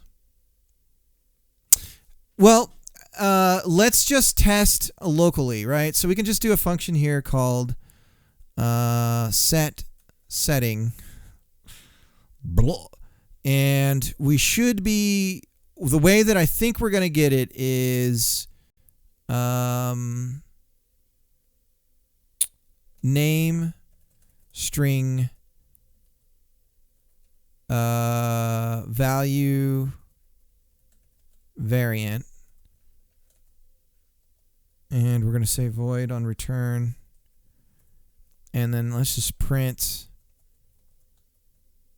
name and value, and then we'll just pop that in here on this one. So it'll say connect set, come on, setting bind. Oh, come on, Homero. Come on, Pinky. There we go. Bind. She's never been used before. Why does my pinky hurt? It's never been used. Set. No, it won't be a set. It'll just be a straight up bind.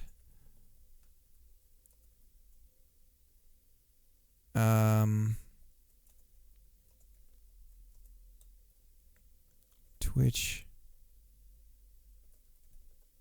channel. So what is it called? Yeah, Twitch channel.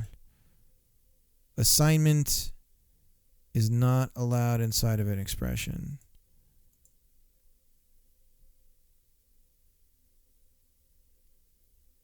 Oh, we're missing a... Okay. Now we'll try it. So let's rerun.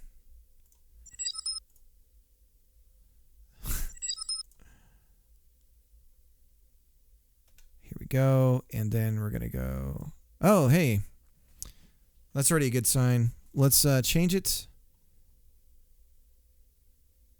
And... yeah. So the value is first, and then the... Wait a minute.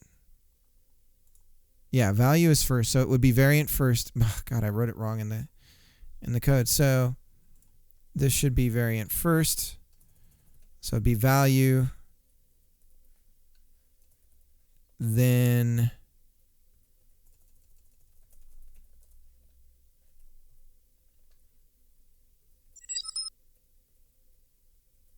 name.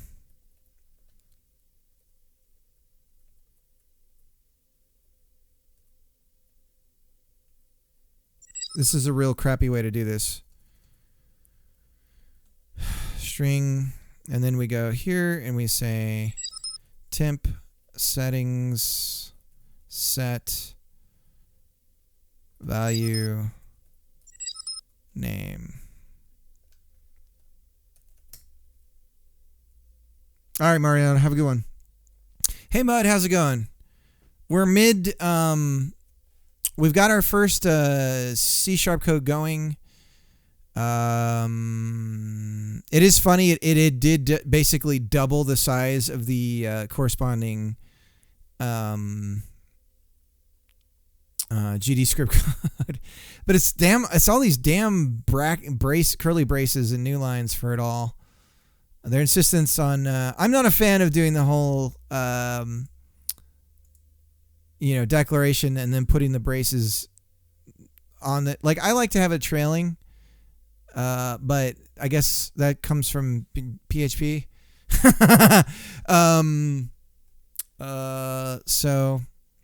but we're just we're kind of experimenting with. Yeah, it's just less space, and I don't need to know, like, this is what tells me that it's a function or a method or whatever you want to call it, right? So I don't need this to be like an extra. I don't know. It's just too fancy. It's all like, it's like wearing a bow tie. I don't need my code to wear a bow tie. Like, we don't need that. Like, anyways, okay, so yeah, so we're going to.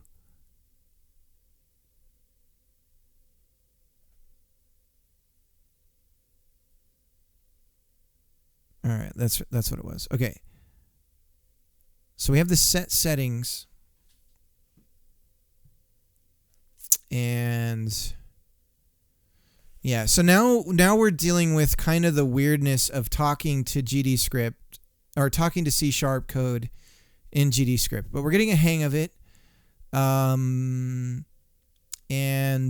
it's funny because I'm doing all this work to then rip it out of GDScript, but now that I'm actually saying it out loud, I think I can start doing that. I just want to. There's these two major things. These functions here. This import one takes. So I'm setting it up so in the volleyball game you can give it your own sprite sheet. We're going to be using the same format as stream avatars. So this code here basically takes the file that you give it and imports it into the app directory for this game. And then this make sprite frames here takes the sprite sheet and then actually makes the animation frames that we use for all of the other game stuff. So it creates the animation frames. It creates like what they call an atlas texture, and then assigns a bunch of the positions of the sprites in that to the individual animation frames dynamically. And then, so those are two big things that I rewrote in C# that I don't know if they work or not. So I guess what I'm saying is I should just focus on that and make sure I can get that going. But we know that we can pull the resource file settings from the C# code now. So we know that's working. And we're just kind of learning about some of this stuff. So we don't need that. Anyways, okay. So back to what I was doing. Let's just try.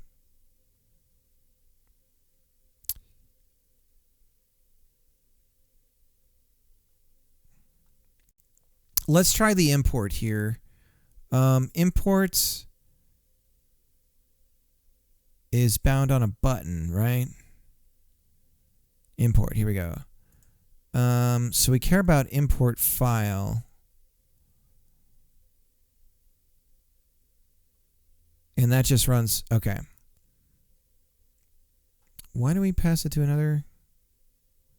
So we need file location text. So that doesn't revolve around anything. Okay, let's just see if it works. Let's go ahead and delete our existing sprite sheet in our app directory. And so it's in here, and here it is. So we'll get rid of it. And we're just going to run the import, and hopefully it does what we want it to do, which is just copy the file over. It does a little bit of housekeeping first and makes sure that there's space. Okay, no error. Wait, we did get a poop. Blah, blah, blah. Okay, here we go. Game.gd. Okay, I don't care about that. There's the sprite sheet. Okay, one more time. Delete the sprite sheet. Import. There it is. Oh my God, my code works. Yay. Okay. Cool. So there's a bunch of other little craps here that we got to deal with. User sprite sheet error opening file user sprite sheet. Is the name different? Let's load this again. Browse. Open imports. And oh, you know what? We might be too soon. The file might have gotten to where it needed to go late whenever this happens. So we'll take a look at that here in a little bit. Oh, no. I know why this is. It's because it's expecting it, but we deleted it. So that's why. Okay. So that should just go away if we were to rerun it. Yeah, okay. Yeah, we're good. Okay. All right. So that works. I need to learn how to switch buffers when I got them split like this. I just got to look up the shortcut. But so then, okay, so the other thing we want to try is this whole make frames thing, which is, okay, so that should create this sprite frames file. So let's delete it. And we can delete the settings old because now we can start to try. Well, you know what? I'm going to just copy some of the settings over. So I just need that as a reference. Okay, so let's try making the sprite frames now. So just to be sure, sprite frames. I'm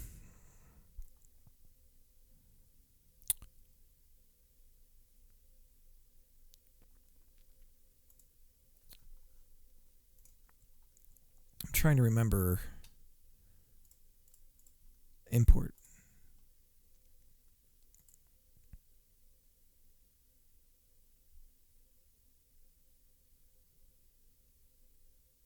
When does sprite frames get called?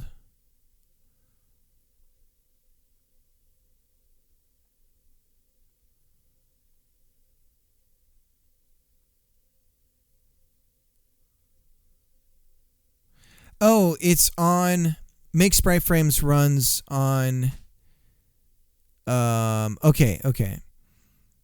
So it's using split. So if file imported is successful, let's set a break here and we'll see if this is working. And then it's using split.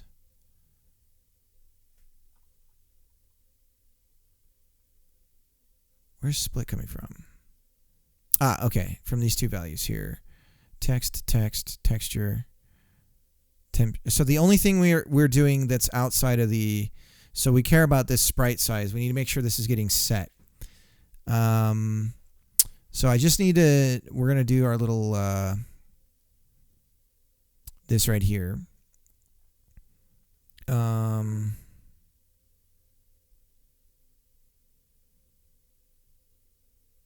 Okay. This is going to be weird for my brain going back and forth between the That's why I just want to check these two things and then I'm just going to start rewriting this in C#.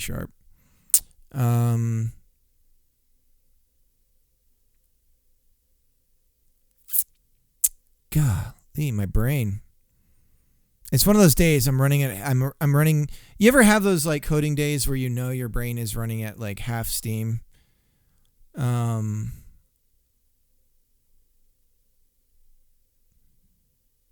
I should get some peanuts. I need some peanuts to snack on or some sort of like nut-driven fuel.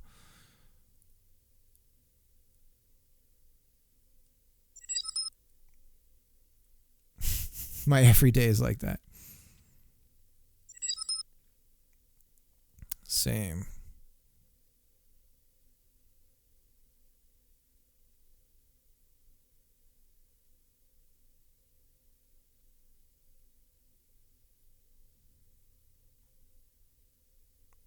So if there is a sprite sheet, then we set those values. Okay, so that's not what we care about. So I'm looking for, okay. So over here, sprite size comes from sprite sheet get size. So we get the size of the sprite sheet. Oh, okay. Oh, all right, okay. So let's do the import again. I don't know if I ran this since I've set the break. Okay, it didn't fire, so maybe I didn't. I ran this before I set the break. So we'll just find out here. So go over to avatars, import. So it didn't hit the brake.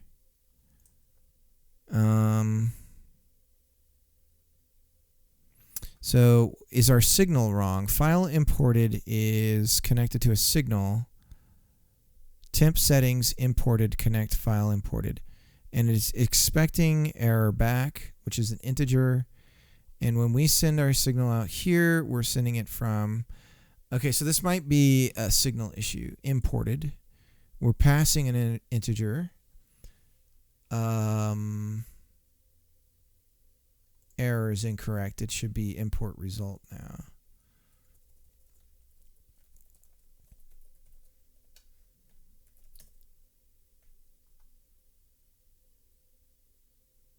So then emit signal imported.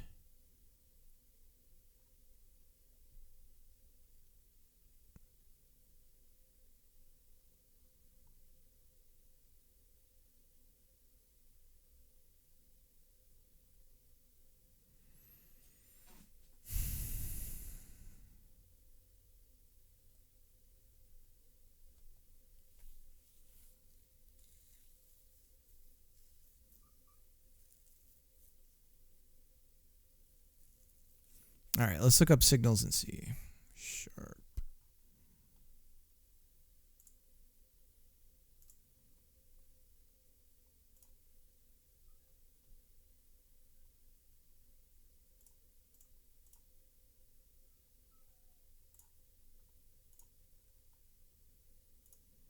Okay. While it is still possible to use signals through the connect-disconnect API, C# gives a more idiomatic way to implement the observer pattern. Signals as C# events. To provide more type safety, Godot signals are also available through events.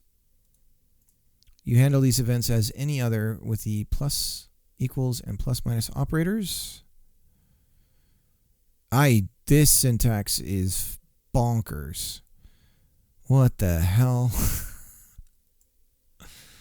Jesus. What the fuck? All right, that's going to take some getting used to.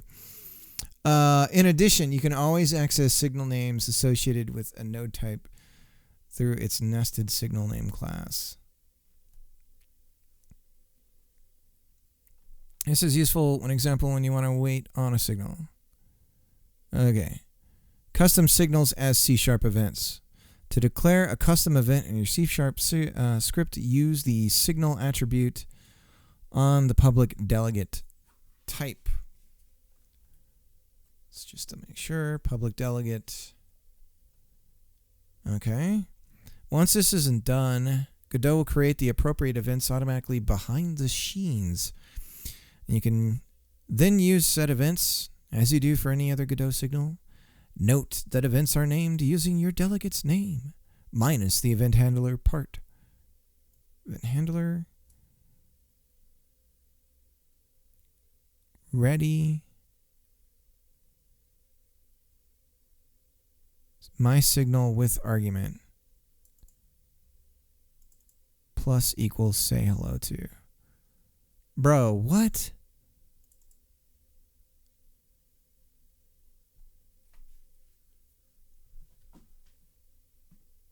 What?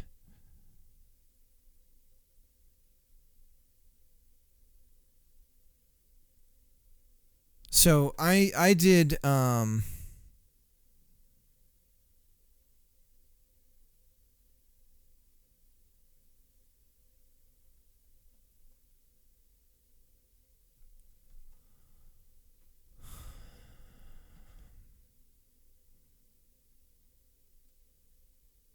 to emit signals. Oh, this is to connect a signal. Okay. Oh my God. Okay. And then, okay. All right, I'm kind of getting this. Okay.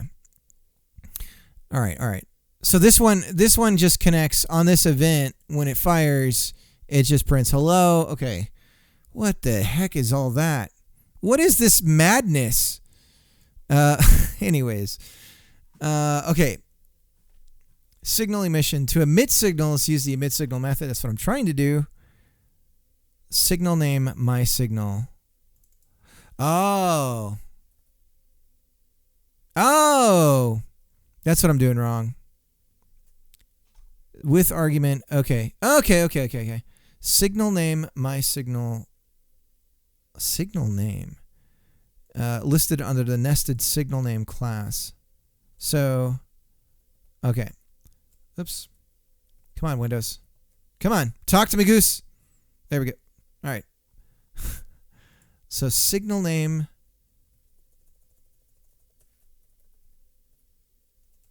dot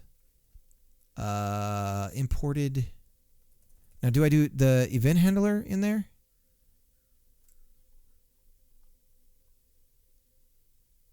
No. And then I pass the argument like I did before. Oh, God, what is going on? Imported, and then the argument. So do I not need... I had to do all this because it was acting strangely. It does want the type. They managed to get by without having that. Why? Why? Why?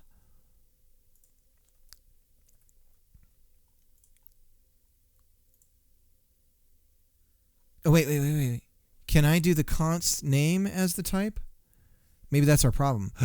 Maybe. And then I'll just say error. Wait. Inconsistent accessibility.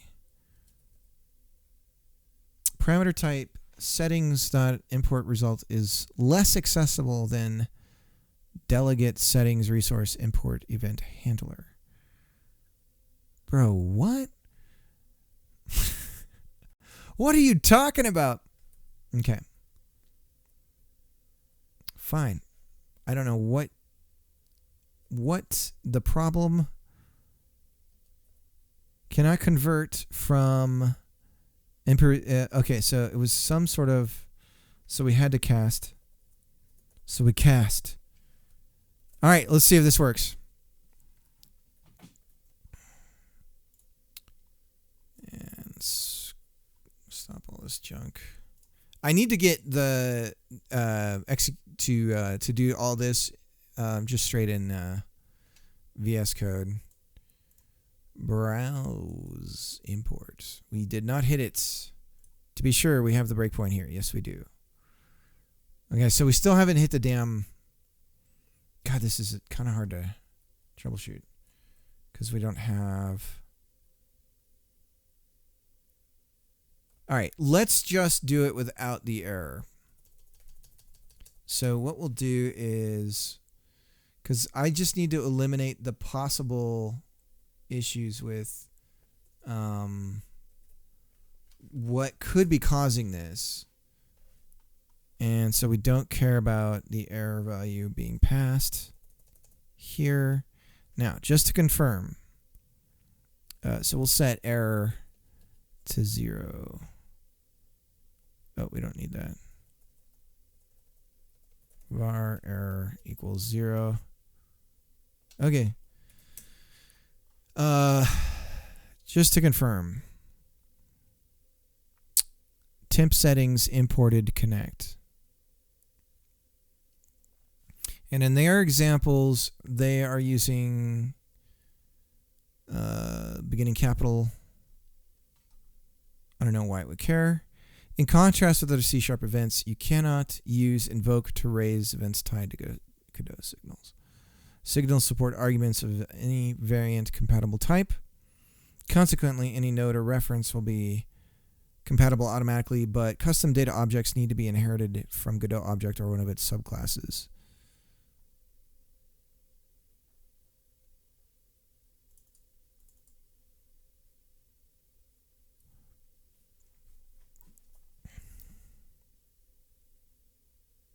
Custom data objects will need to be inherited from Godot object.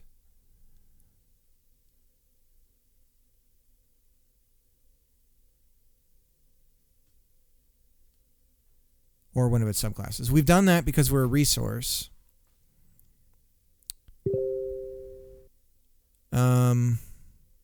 Sometimes you want to bind values to a signal when the connection is established rather than when the signal is emitted. Okay, we don't care. Okay. Emit signal, add user signal. You can create custom signals directly while your game is running. Okay.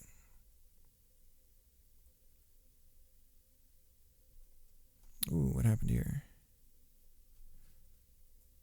So we don't...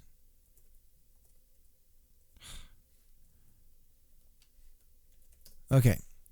Let's see if we hit the break this time. God, I hate these kinds of problems. I hate these like showstoppers.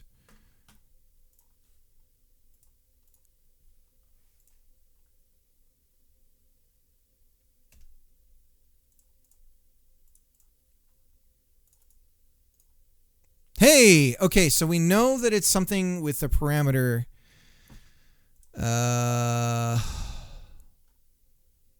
Okay. So let's try to fix that. All right.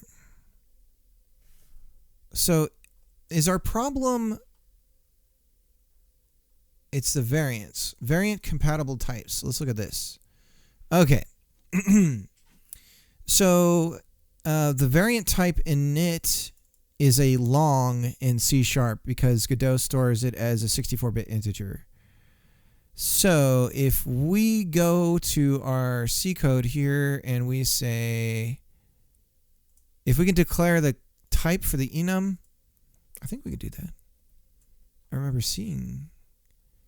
So let's go back to C# reference and types.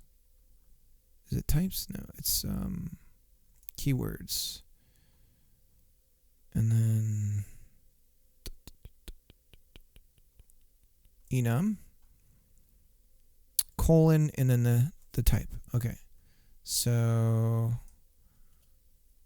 it's colon. Was it long?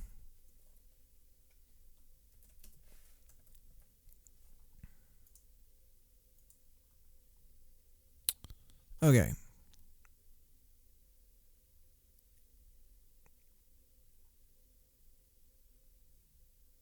So there's no int here unless we're doing an array.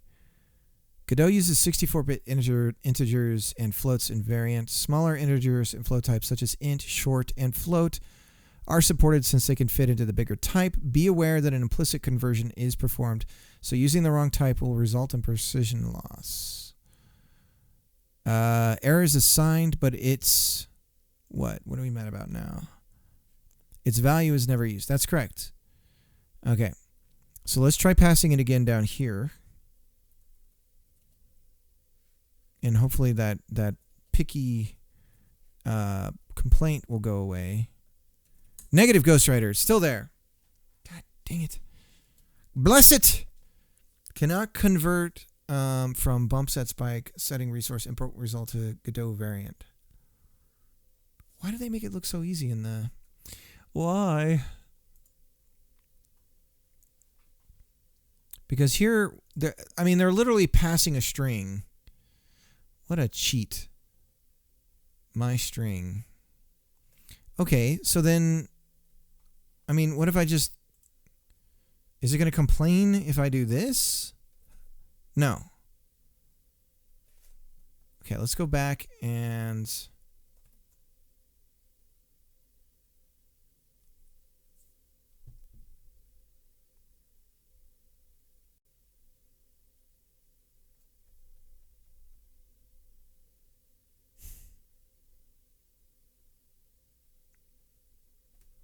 So they're using...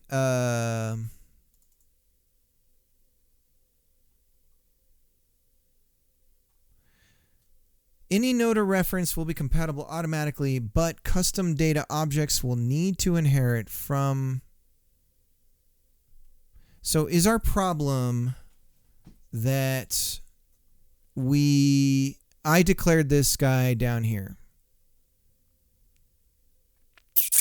Not that it's a local variable inside this function, but that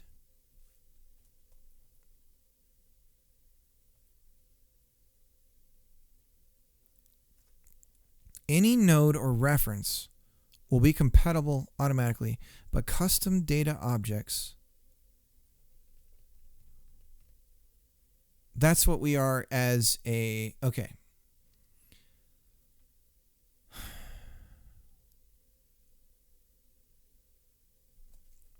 Just as a test here, let me go down here and we're just going to create a variable called, it's a string called test, and it's going to equal hello, and then we'll pass test.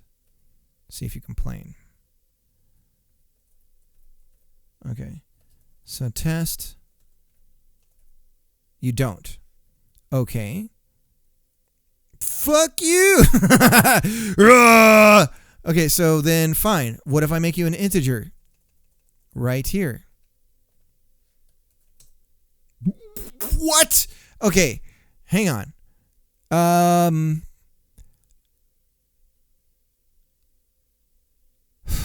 Okay.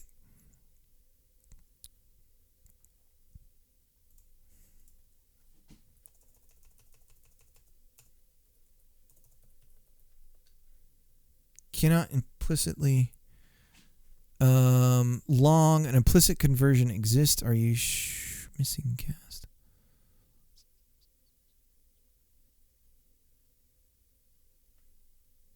You cannot implicitly convert the type to long. An explicit conversion exists.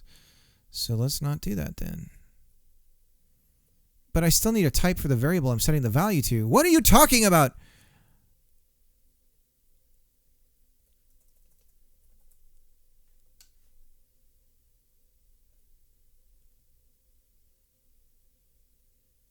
I can't just say error.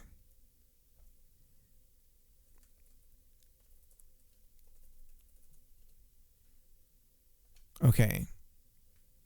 So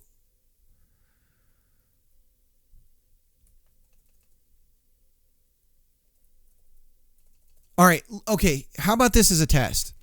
What we're going to do is we're just going to pass test. Okay? And then we're going to go up here and we're going to say that we're int error. Okay? And then what we're going to do is we'll pass the error. We're going to, okay, so we're going to, I can speak. Give me a second here. We're going to go over here and let's open up settings GD because for some reason it went away. This is nuts having, I should put Godot in a different window because this is going back and forth like this. This is craziness. Okay. So then we're going to say we're getting a parameter here that is error. And it is integer. And then we're going to get rid of our declaration of error here. And let's just see if we get a break so that we know that it's something about using the enum seems to be browse import. And we hit the break. Okay. Son of a biscuit. Okay. Well, okay. So all I got to do is figure out what the heck's going on with setting this to error, and then we get all this variant nonsense that gets yelled at us. So what if we just cast here? Let's just go. Okay, hang on. We'll go int, and then we'll say error, like that.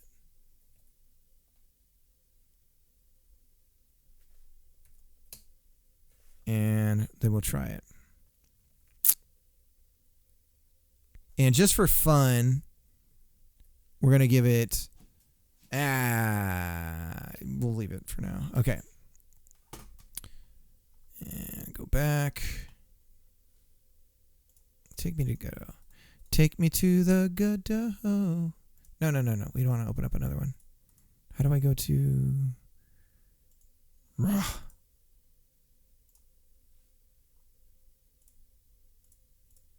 There we go.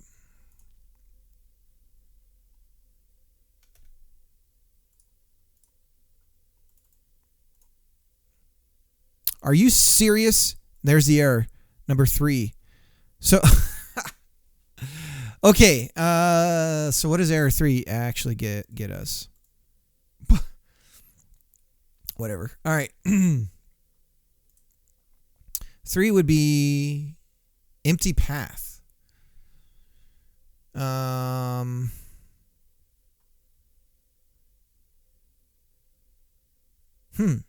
it copies fine. Oh, because I actually didn't. No, it's. Oh, yeah. We didn't browse. Well, hang on. Let's load this up. Bring up settings. No, shouldn't be an empty path. Okay, but at least we're getting something. Okay. So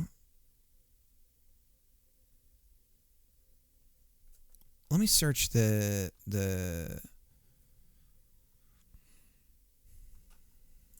let's just see C# set breakpoints in code.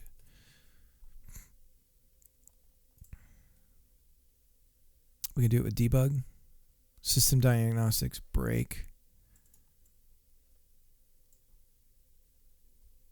Still get compiled and release build. Okay. That's fine by me, because we're just going to test to see if...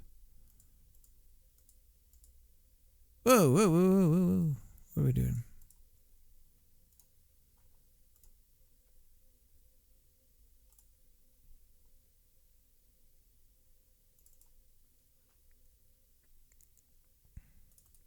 Here it is. Okay.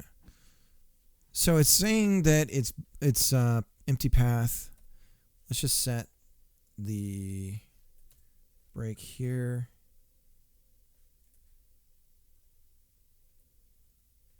How do we indent from? Okay. I wonder if this break is even going to fire because we're running it from. Do we need to be running it in a? We'll see.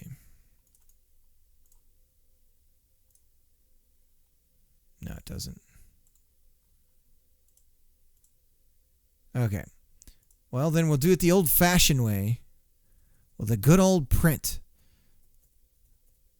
Is there a print in is it like we got to do it in capitals?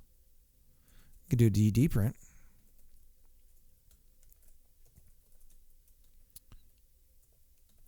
Empty path. Okay.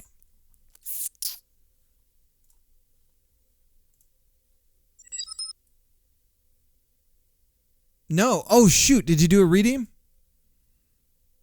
I don't have any sounds for that stuff. Oh, my God. There's a bunch. Oh, I'm so sorry, guys. I didn't see those. I need a sound. I'm not getting any sounds for that. Okay. Let's do the Pac-Man high score. You guys ready? I'm so sorry. Okay, I'm gonna mark as completed for that, and let's do it. So sorry, guys. It doesn't even make a sound in Oh, and you said to clean the room. Jeez, I missed all of this. All right, we'll do the Pac-Man first, and then we'll do the room cleaning, and then we'll get back at it.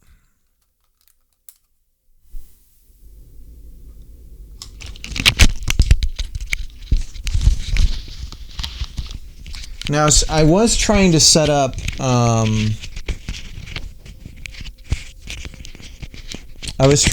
chat in the I'm going to look pretty crazy with this hair. I've been doing a bunch of yard work. Oof. Mike.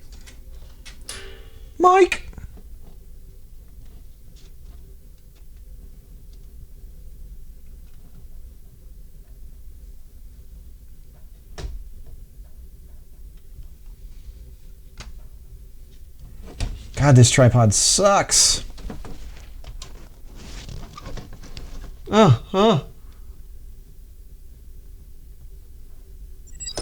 Take the shot. Take the shot.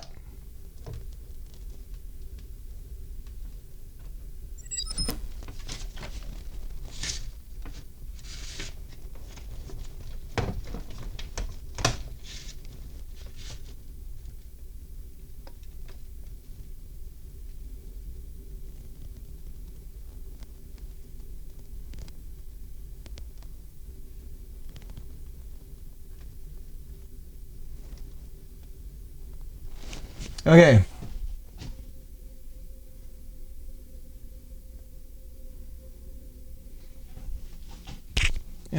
Everything's okay on the sound. Seems pretty good.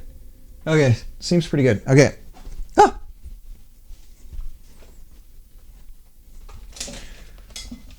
All right.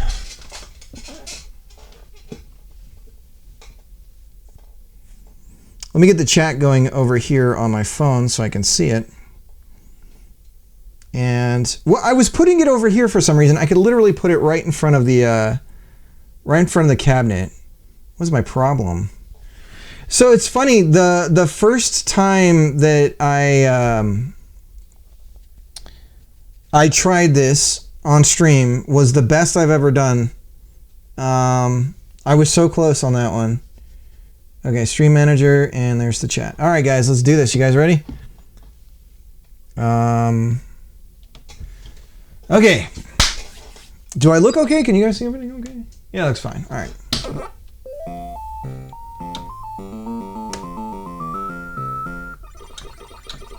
Oh, you're right. It was the second time.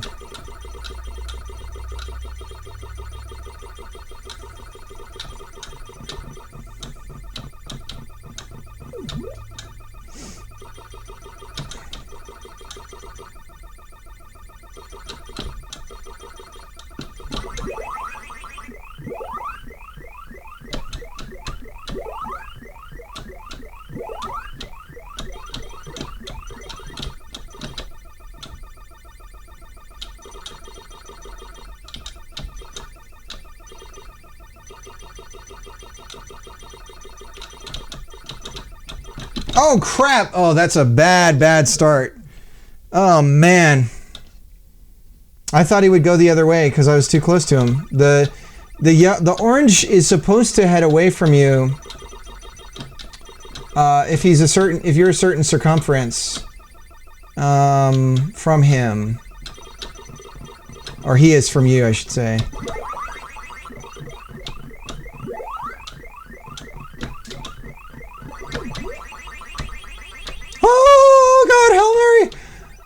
Well, this is bad run. Bad run. Oh, God.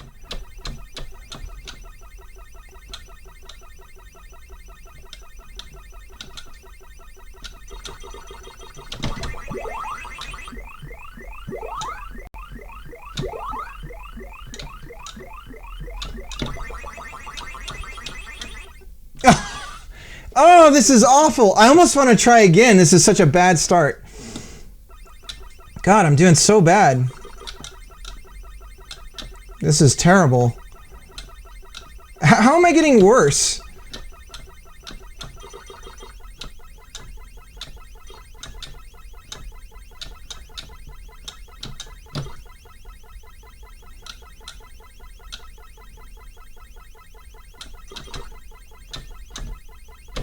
Oh my God, I'm gonna do another round. This is unbelievably bad.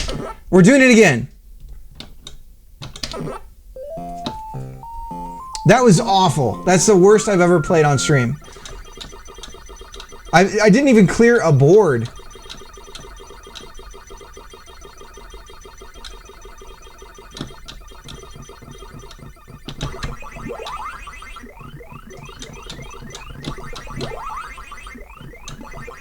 A little too early on that one, but that's okay.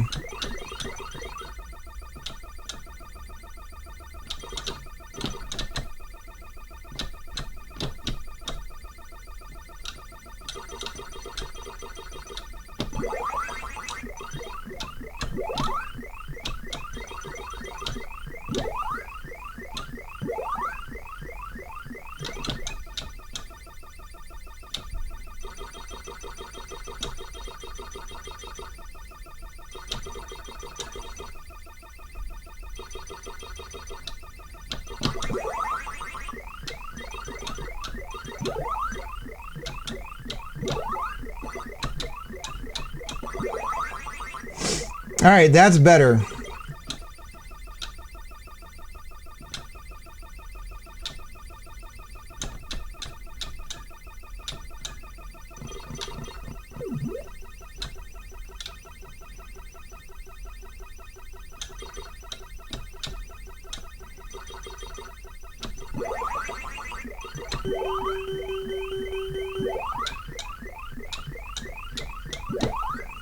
Oh, that's almost a perfect board.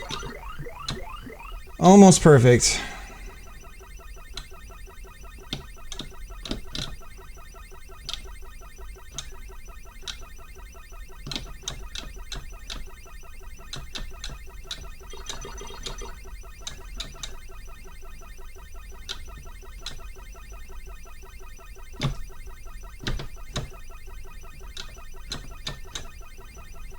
Ugh.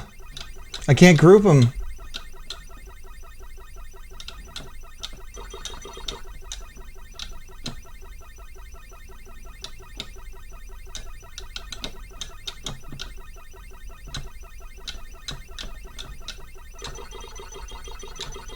Okay. Almost perfect.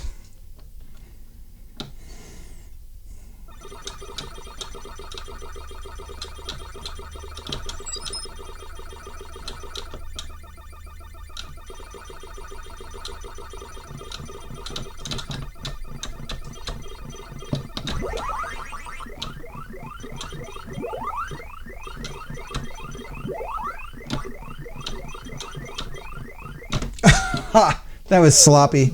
Sloppy, sloppy. Never play hungry. Never play Miss Pac-Man hungry. I need a snack. I need some peanuts. I need like a bar, like the bar style peanuts.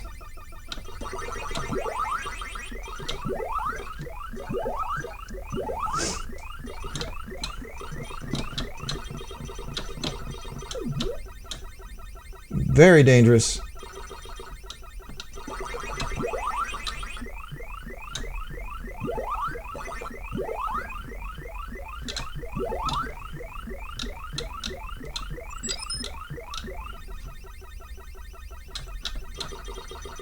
Oh, crap.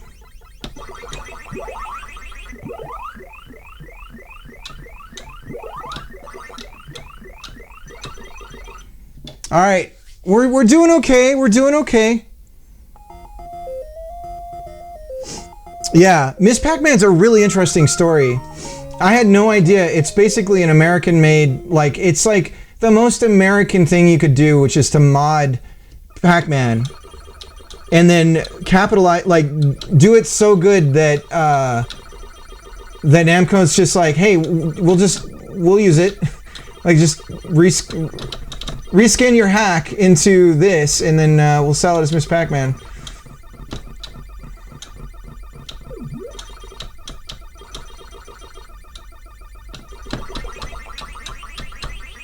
I'm trying the long way.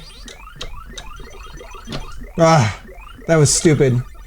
I was trying to get them all. Ah! Ah, I turned too short. I could have made it. God, I'm not playing very good today, but I still think I'm okay. Like, I might have a chance. I'm not getting the ghosts as good as I should.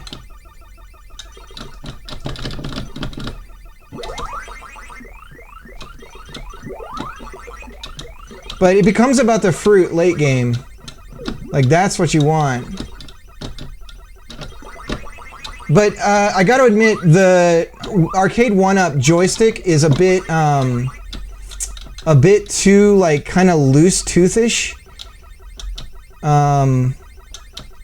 So there's some, like, flair that I would normally do on a normal stick that I just can't get away with on this thing.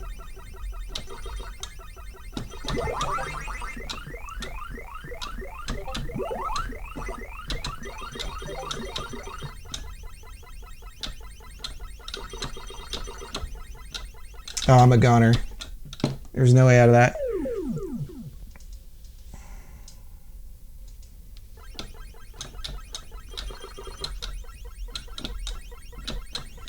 Okay, well, if we can at least get out of this, I just want to get out of this area. If we can do that, I'll feel okay. This isn't going to be a high score run, but maybe.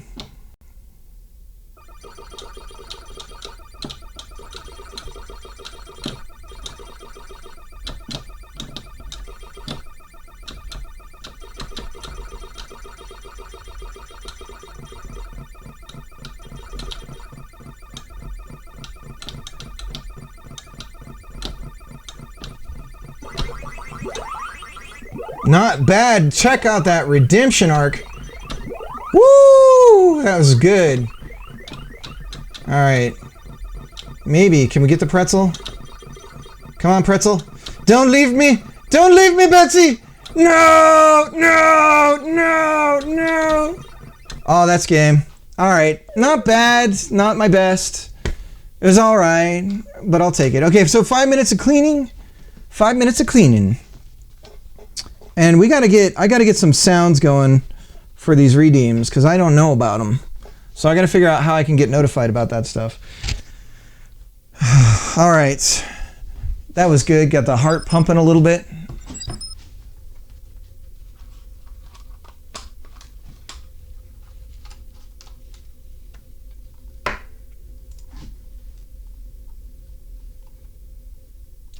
Change editor background.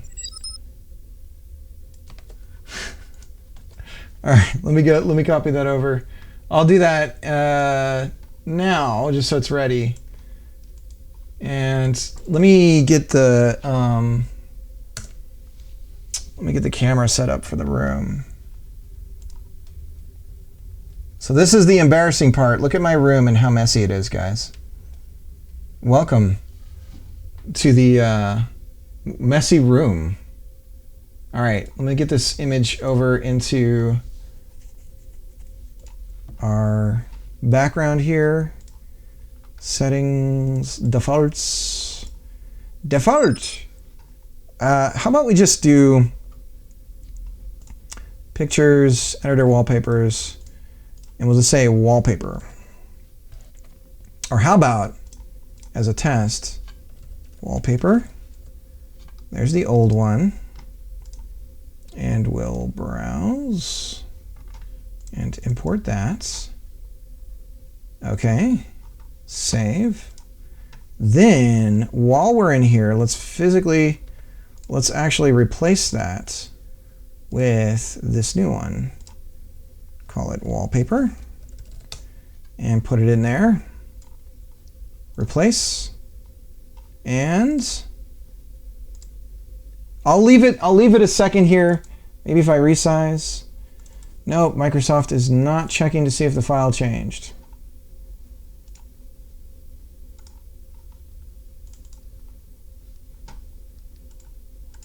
It literally can't tell that it's different. And this is it. Oh my God, Microsoft. Come on, guys. Come on, man.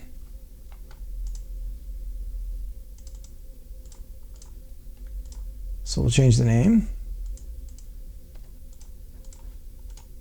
And then it knows. Okay, whatever.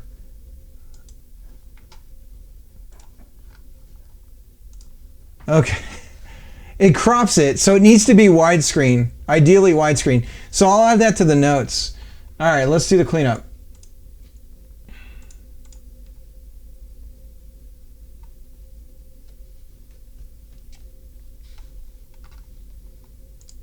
But if you're interested, AI Maker Lex, if you're interested, there's a really good GDC talk about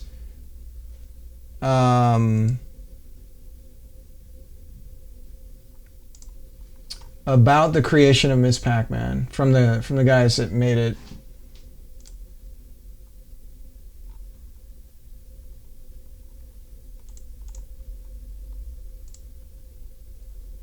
And so we'll do the 5-minute break and then we'll get back to coding.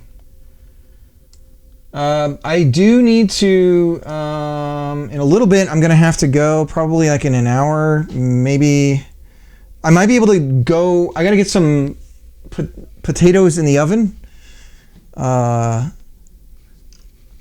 but I can come back.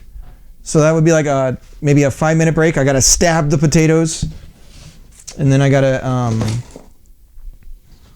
Okay, so this is going in the house.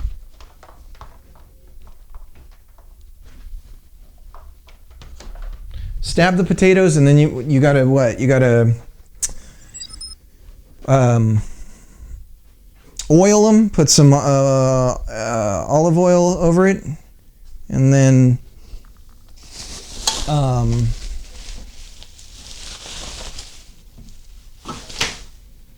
put it in the oven. So hopefully my wife will remind me of the exact time, because I'm a moron and I'll forget.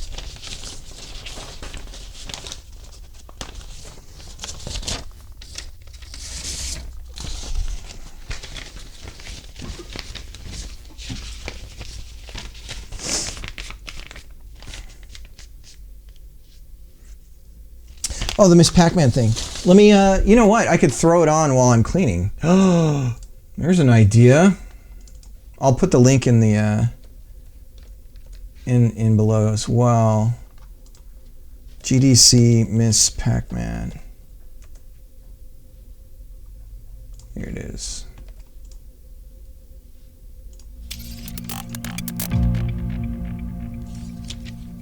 Good afternoon.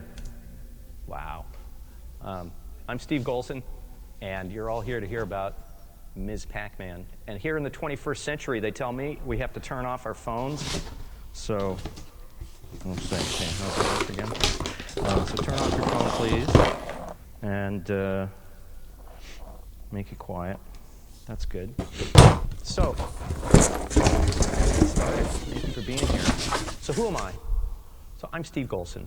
And a very long time ago, I did game design, and so I'm here to give you whatever pearls of wisdom you might deign to take. Who are you? So let's ask a question. So who has played Ms. Pac-Man on an actual arcade machine? Oh, awesome. Okay. Okay, who's played it in an actual arcade? Oh, this is awesome. All right. Who remembers playing it when it first came out? Okay, we're all over 50. Okay, that's going out to the house. And then lastly, do we have any hardware people in the room? Hardware designers? Yeah, not so many. Yeah, long ago it would have been a lot of you. But that's okay. Ah! So I'm going to talk about hardware, and you software people, just nod your heads. Okay. All right.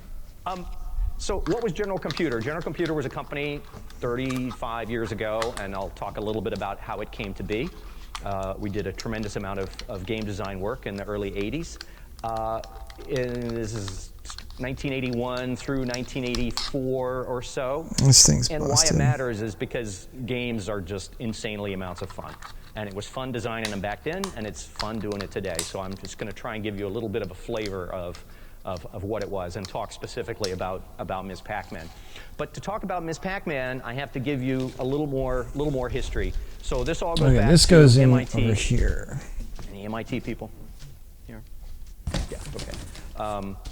1978, and I'm just there not were sure two where to students put it over in here. this dormitory where I lived, Doug McRae and Kevin Kern, and they started up a partnership, the two of them, to do pinball games and video games in our dormitory. Long story about how that came about, but the two of them she'll like this. formed this partnership, and hey, we're going to run pinball games and run them. And they eventually spread out into 3 different dorms and had like over 20 machines. It was very successful running games because you had this captive audience of MIT students who this was one of the few ways you could relax, was to go and play video games and pinball games.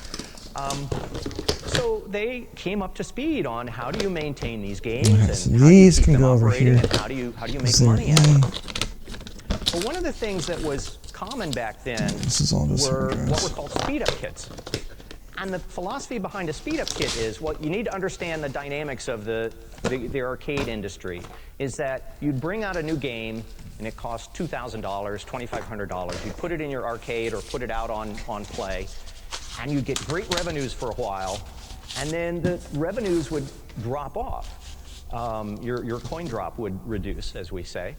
And what's wrong? Well, the players... In about 30 minutes, yeah. Thanks, Trish. I'll set a timer. Out how to beat the game, and they would play for longer and longer and longer. So that's the cleanup, and now we're back to work. The display is fine, the controls are fine, the cabinet's fine. They're learning how to beat the software. It's hot in here. So these kits started being created and sold, and they were initially called speed-up kits. And the reason they were called speed-up kits was because really the first one came for Asteroids. Very popular game from Atari in 1979. Who's played Asteroids? An actual Asteroids machine. Right, it's vector-driven. Okay. If you want to have a good time, go behind the back of the Asteroids machine. And crank it up actually the is. Has anyone ever done that? Because then you can watch how it draws the. Okay, so we got the timer set for the old wife of Rudy.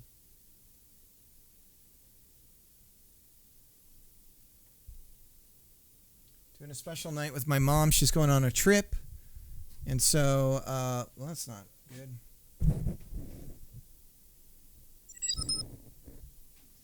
She's going on a trip. Oh, no, I'm...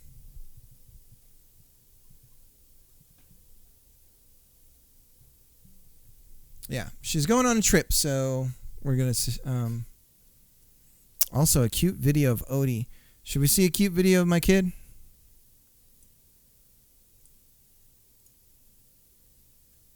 How do I get this on here? Where's Millie? Ready. Come on. Put it on the other monitor. That's where I am. God, who writes this crap? Where's Millie?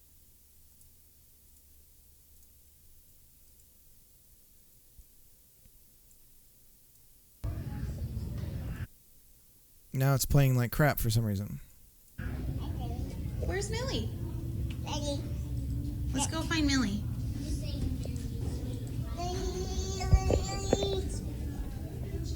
Where is she?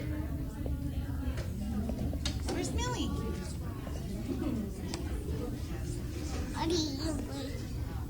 Maybe over there? Here's my little boy. All right. I got to admit, I'm hungry. I'm going to go grab a snack. Very adorable. All right, I'm going to go grab a snack, and I'll be back. It's going to be like 2 minutes. I'll get some water, too. I am hungry. I'm very peckish. I'm peckish. My brain is kind of bleh. So I'll be right back.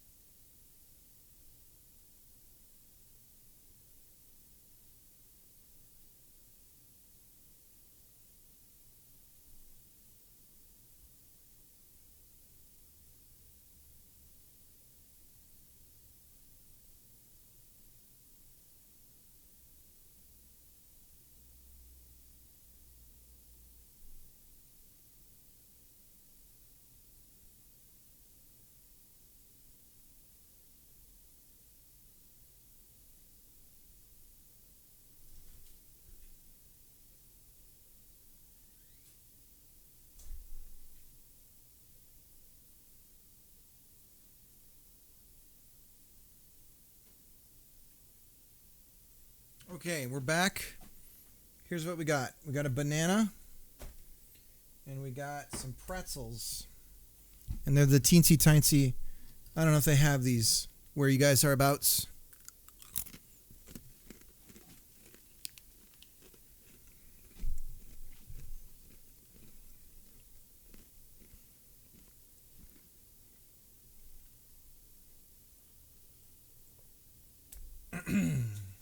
Get some salt in the system.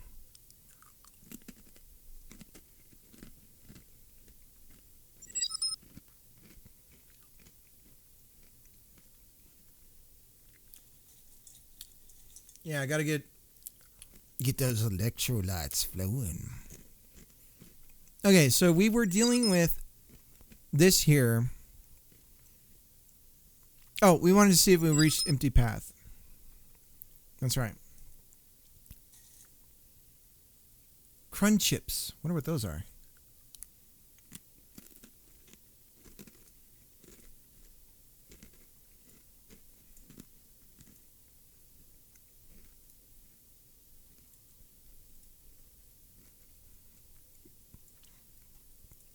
Empty path. Okay.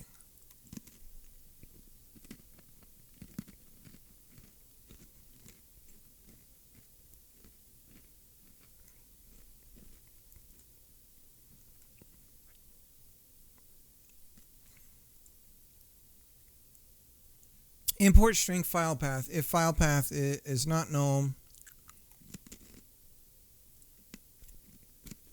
Okay. File exists. All right. So then we try file exists file path. So here's where I think the problem might be happening here. We replace the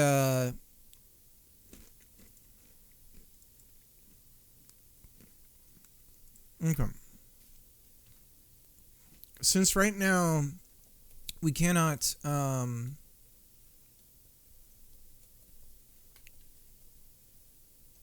can't run the debugger in the C# code.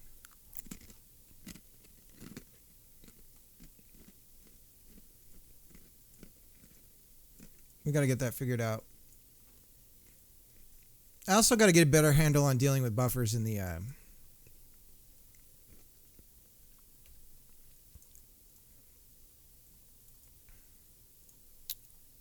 Okay, so the file path is this. That seems legit to me. So why is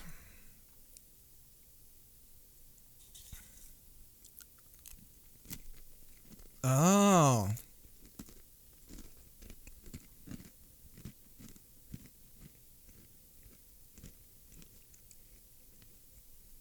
file exists.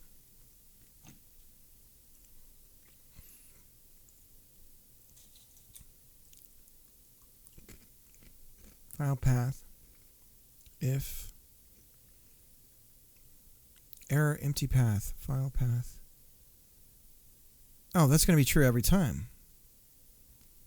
This should be down here on an else.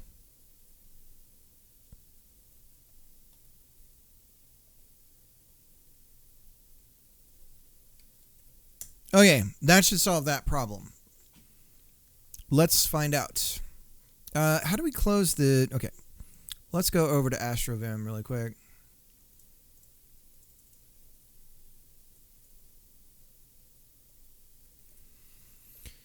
And I just need to look up the shortcuts for handling...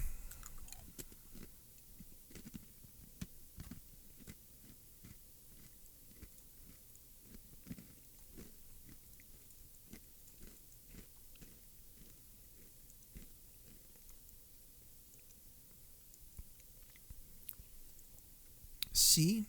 Okay.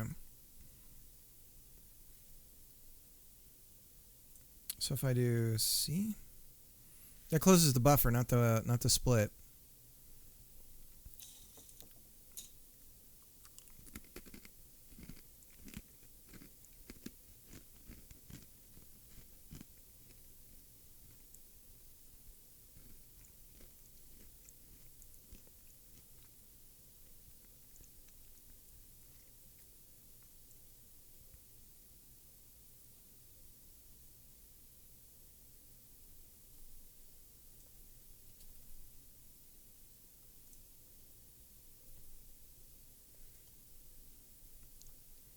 close buffer.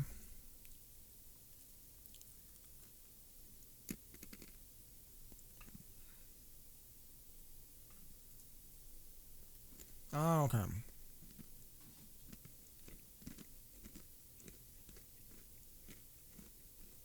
Okay.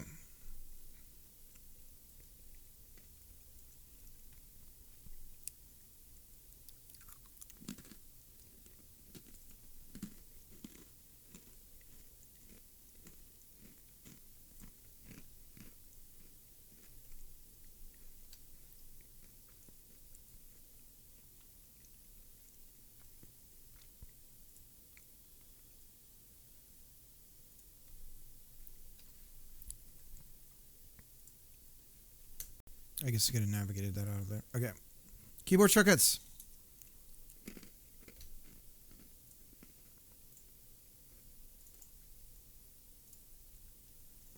Breakpoint. Error is 0. There we go.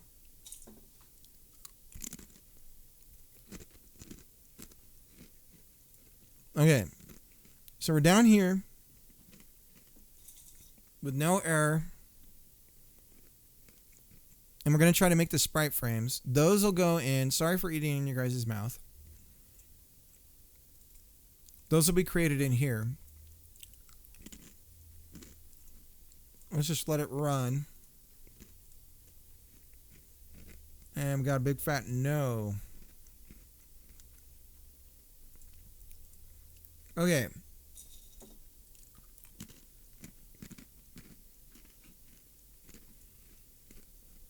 Let's just step through it by hand.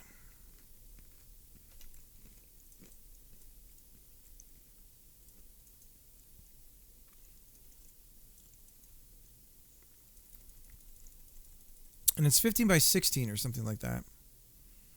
Okay. So.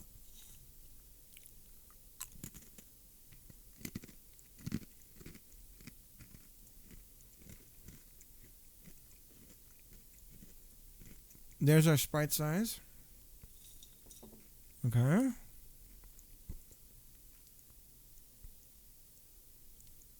And we're setting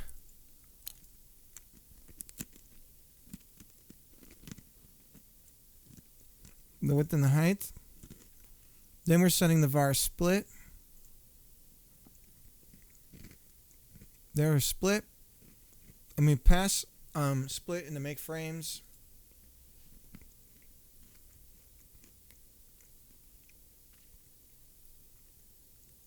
Which is a vec2i split, vec2i. Let's double check. Yeah.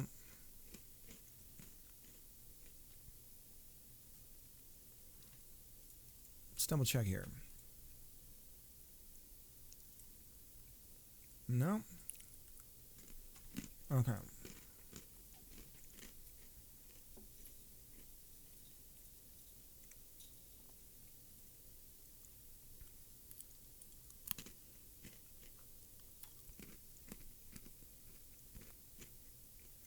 Now hold on a second.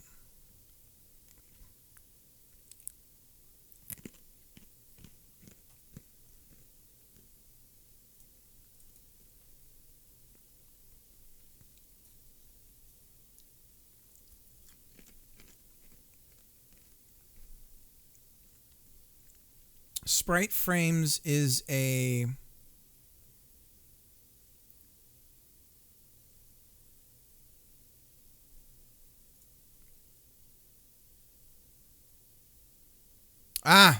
is an export. There it is. Public export. So it let me shadow a variable without yelling at me. Because okay. So should be like this. And okay, and then when we emit signal, we don't say, we say signal name sprite frames connect created. Okay, now are we connecting over on our setting? over here, we're doing imported. We have nothing for the sprite frames being created, but that doesn't mean that they aren't being created. And they're actually being put inside the resource. So what we can do is open up the file after we do this and see if there's anything in there. So we'll do this, and we'll roll it. And we didn't get any errors. And let's go ahead and I guess we'll stop. No. We got to save. Otherwise, it won't stick. Browse. Import. And let's go back to this and hit. Hey, look at that. That's a good sign.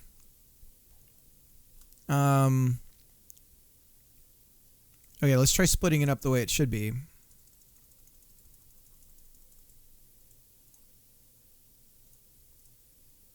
Okay, and then hit save, close, close. And now if we open this up, okay.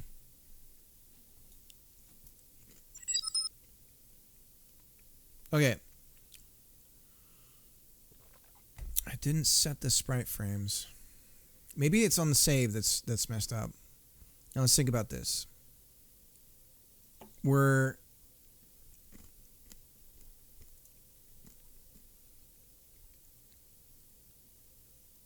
were originally saving these to a file.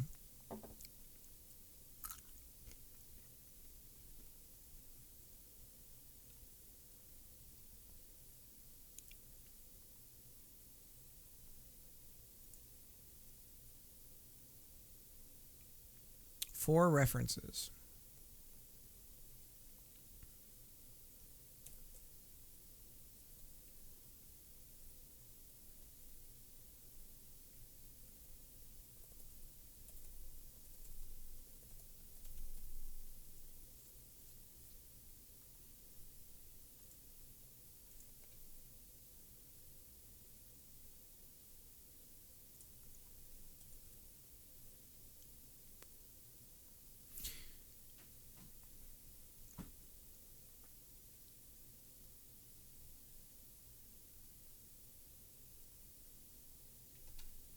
Let's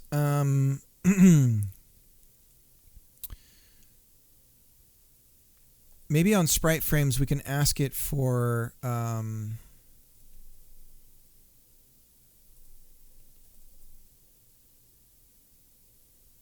there's get animation names, so maybe we can print those out.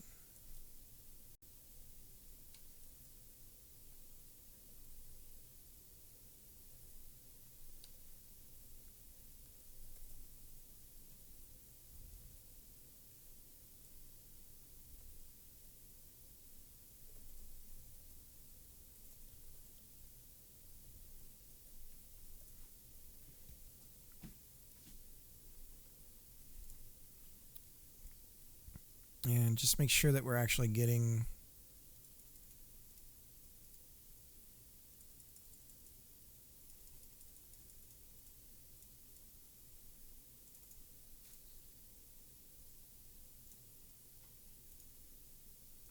default. Okay, so we know that we're not hitting. I really need to be able to debug in the C code.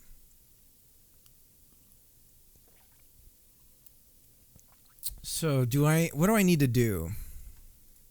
Do I need to go to Visual Studio and open the project? Let's try that.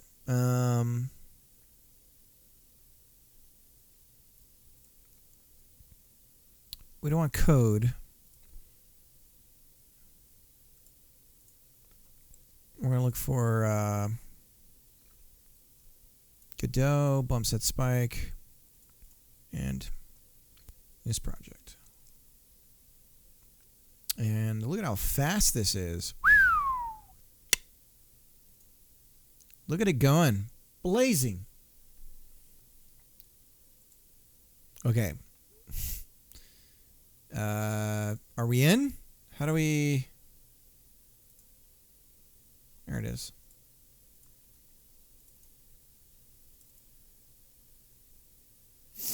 And let's set a break. here somehow. There it is. And we'll run it again, and maybe we'll get lucky, and this will just hit the brake.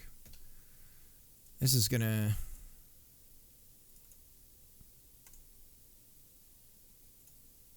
Negative.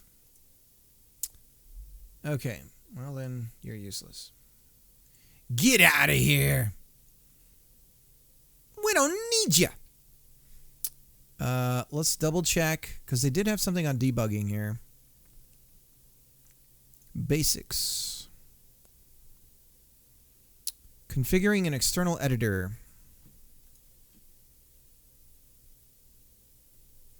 To configure a project for debugging, you need a tasks.json. Okay, we're talking about Visual Studio. In the VS Code folder with the necessary configuration, which can be found here.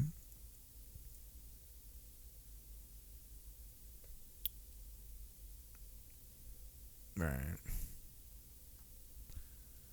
right. Point to your Godot executable. Visual Studio. Download and install the latest. While installing, select these. In Godot's editor settings menu, set .NET editor, external editor to Visual Studio. Okay. We could try that. What is going on? Why does this happen occasionally?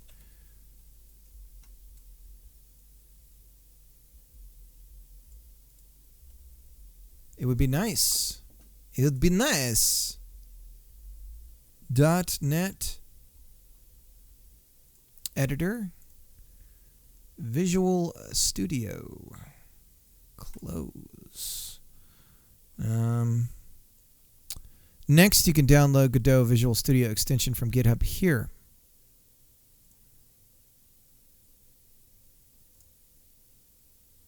Double-click and follow the directions.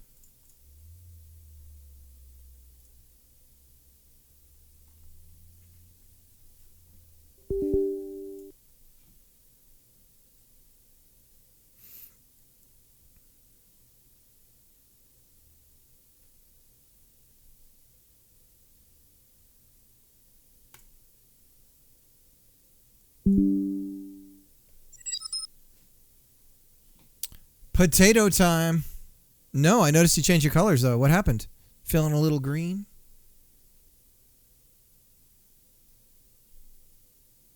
Potato time is going to be T minus 7, P minus 7, 20.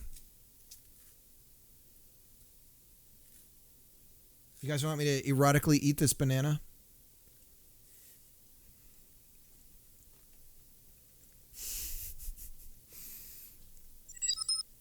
Okay, let's see how we're doing here.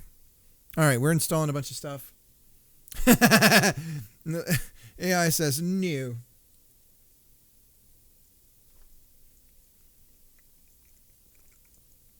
I don't know what I would have done if you said yes, because I wouldn't have done it. My bluff would have been called.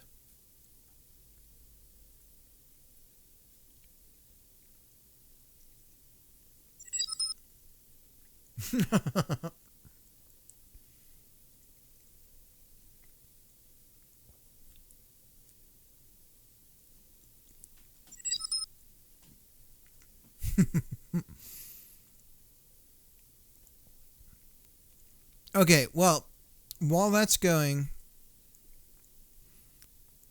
we can still use good old print to get us through some of this, right?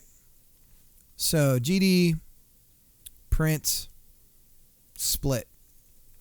I don't know what it's going to do when we do this, but maybe it'll give us some information about the variable that's been passed. Let's get rid of that breakpoint. We don't need that anymore in settings.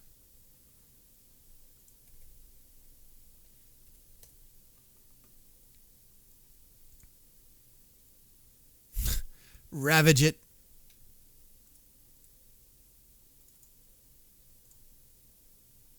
Okay, 1-1. That's correct. Let's bring it up to 16.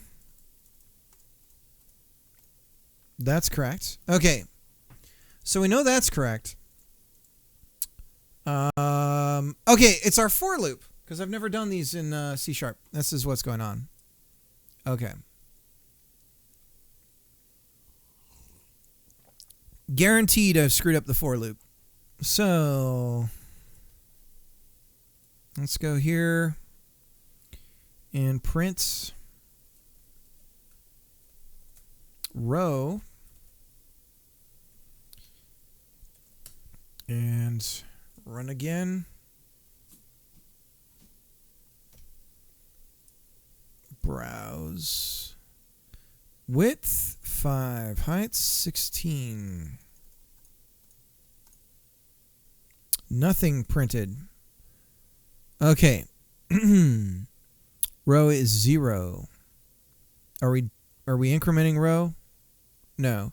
We're also not hitting an infinite loop.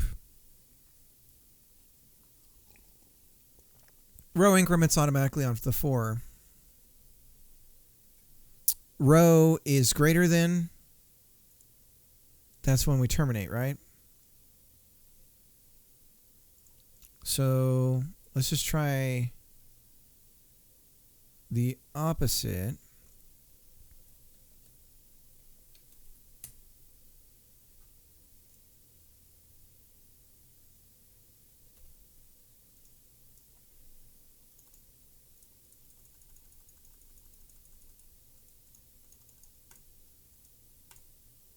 There we go. All right. So we're help my brain out here. So if row starts out at 0 and we're incrementing, oh, this is while this is true. Okay. So then we want to do the same here. While column is less than. Okay.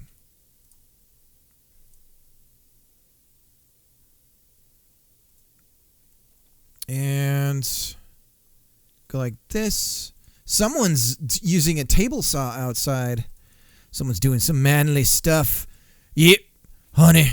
All right, so that's good. That information there. We're gonna save this. Let's look at the file now. Let's look at the file now, ladies and gentlemen. What do we got? Hot dog. There's our actual sprite information in the texture. That builds up the sprite frame, and then here's all the atlases and whatnot for it. And then there's our just regular resource information down there. Okay.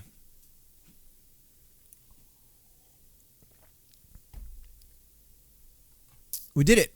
So, how big is this file, out of curiosity? 1.48 megabytes.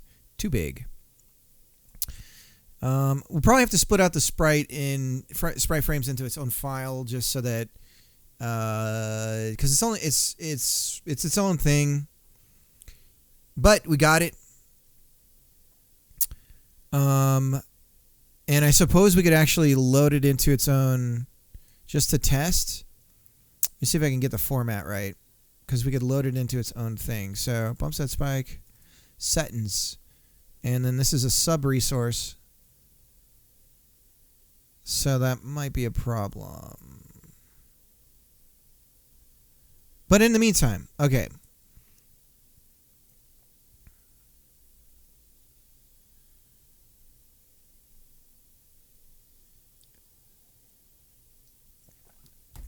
All right, well, we got what we need. And so we can get rid of this. Okay. How are we doing on that install? Looks like we're good. Why don't we just run it again?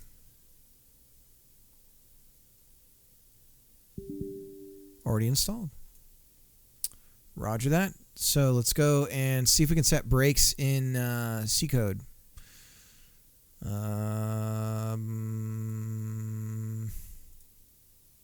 Where are we? .NET External Visual Studio. The option to debug your game in Visual Studio may not appear after installing the extension. To enable debugging, there is a workaround for Visual Studio 19. There's a separate issue about this problem in Visual Studio 2022. I don't know which one I have. What do I have? 2022.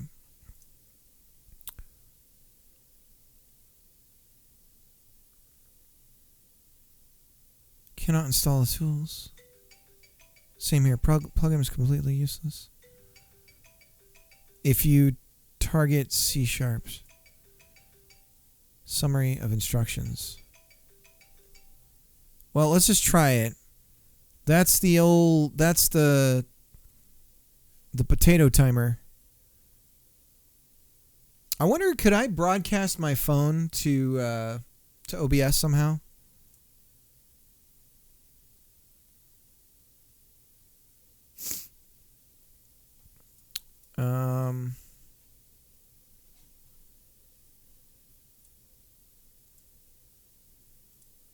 Okay, well, we'll set a breakpoint here. And, ooh, we might get real-time breaks. Wouldn't that be dope?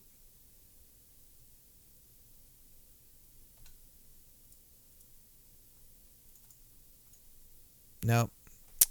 Bummer. I gotta look into this more. It was saying there could be an error. And I should have Visual Studio 19 as well. So we could open up 19. Which, going backwards in time in Visual Studio usually means it ends up being better.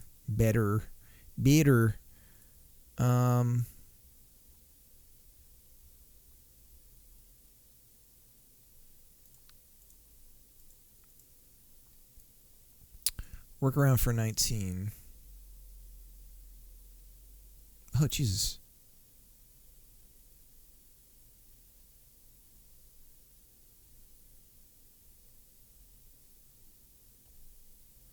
Okay, I'm going to do this offline. All right, time to go get the oven going and get the potatoes ready. iPhone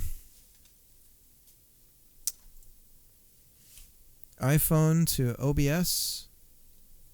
Is this an easy thing?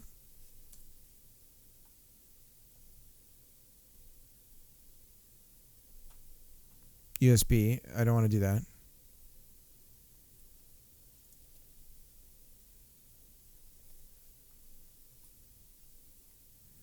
Can I just start streaming from my phone and it'll take over the stream?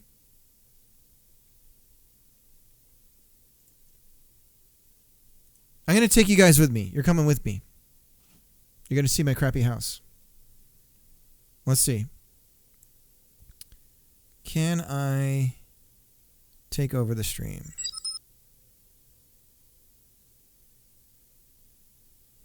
Got to be able to stream from the phone somehow, right? Do I have to go out of Stream Manager?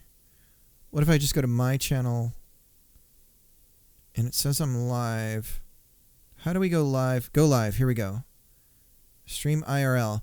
Okay, I'm going to stream IRL. I don't know if this is going to work. Hang on. Here's what we're going to do. Twitch. I could show you my yard too. Dox myself. Here's me. Yard too. All right, we're going to try it. Stream IRL. Oh, hey, there's me. Okay. And then what do I do? Hit this? Offline. What do I have to do? Stream Manager. How do I go live? Bro.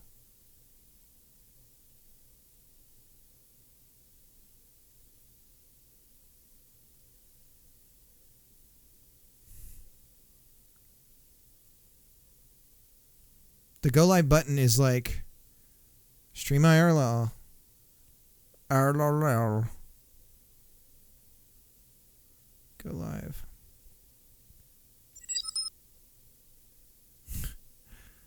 To infinity and beyond. Whoa. I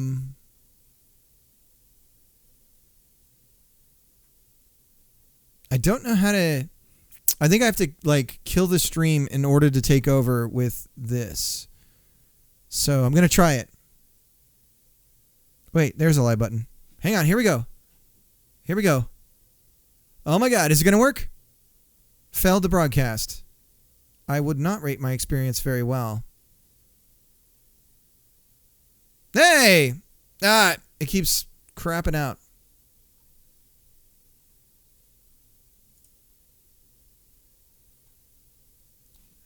Hang on, we're going to try.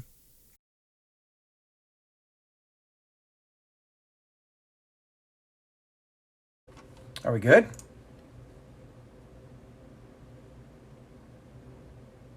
Uptime? Almost.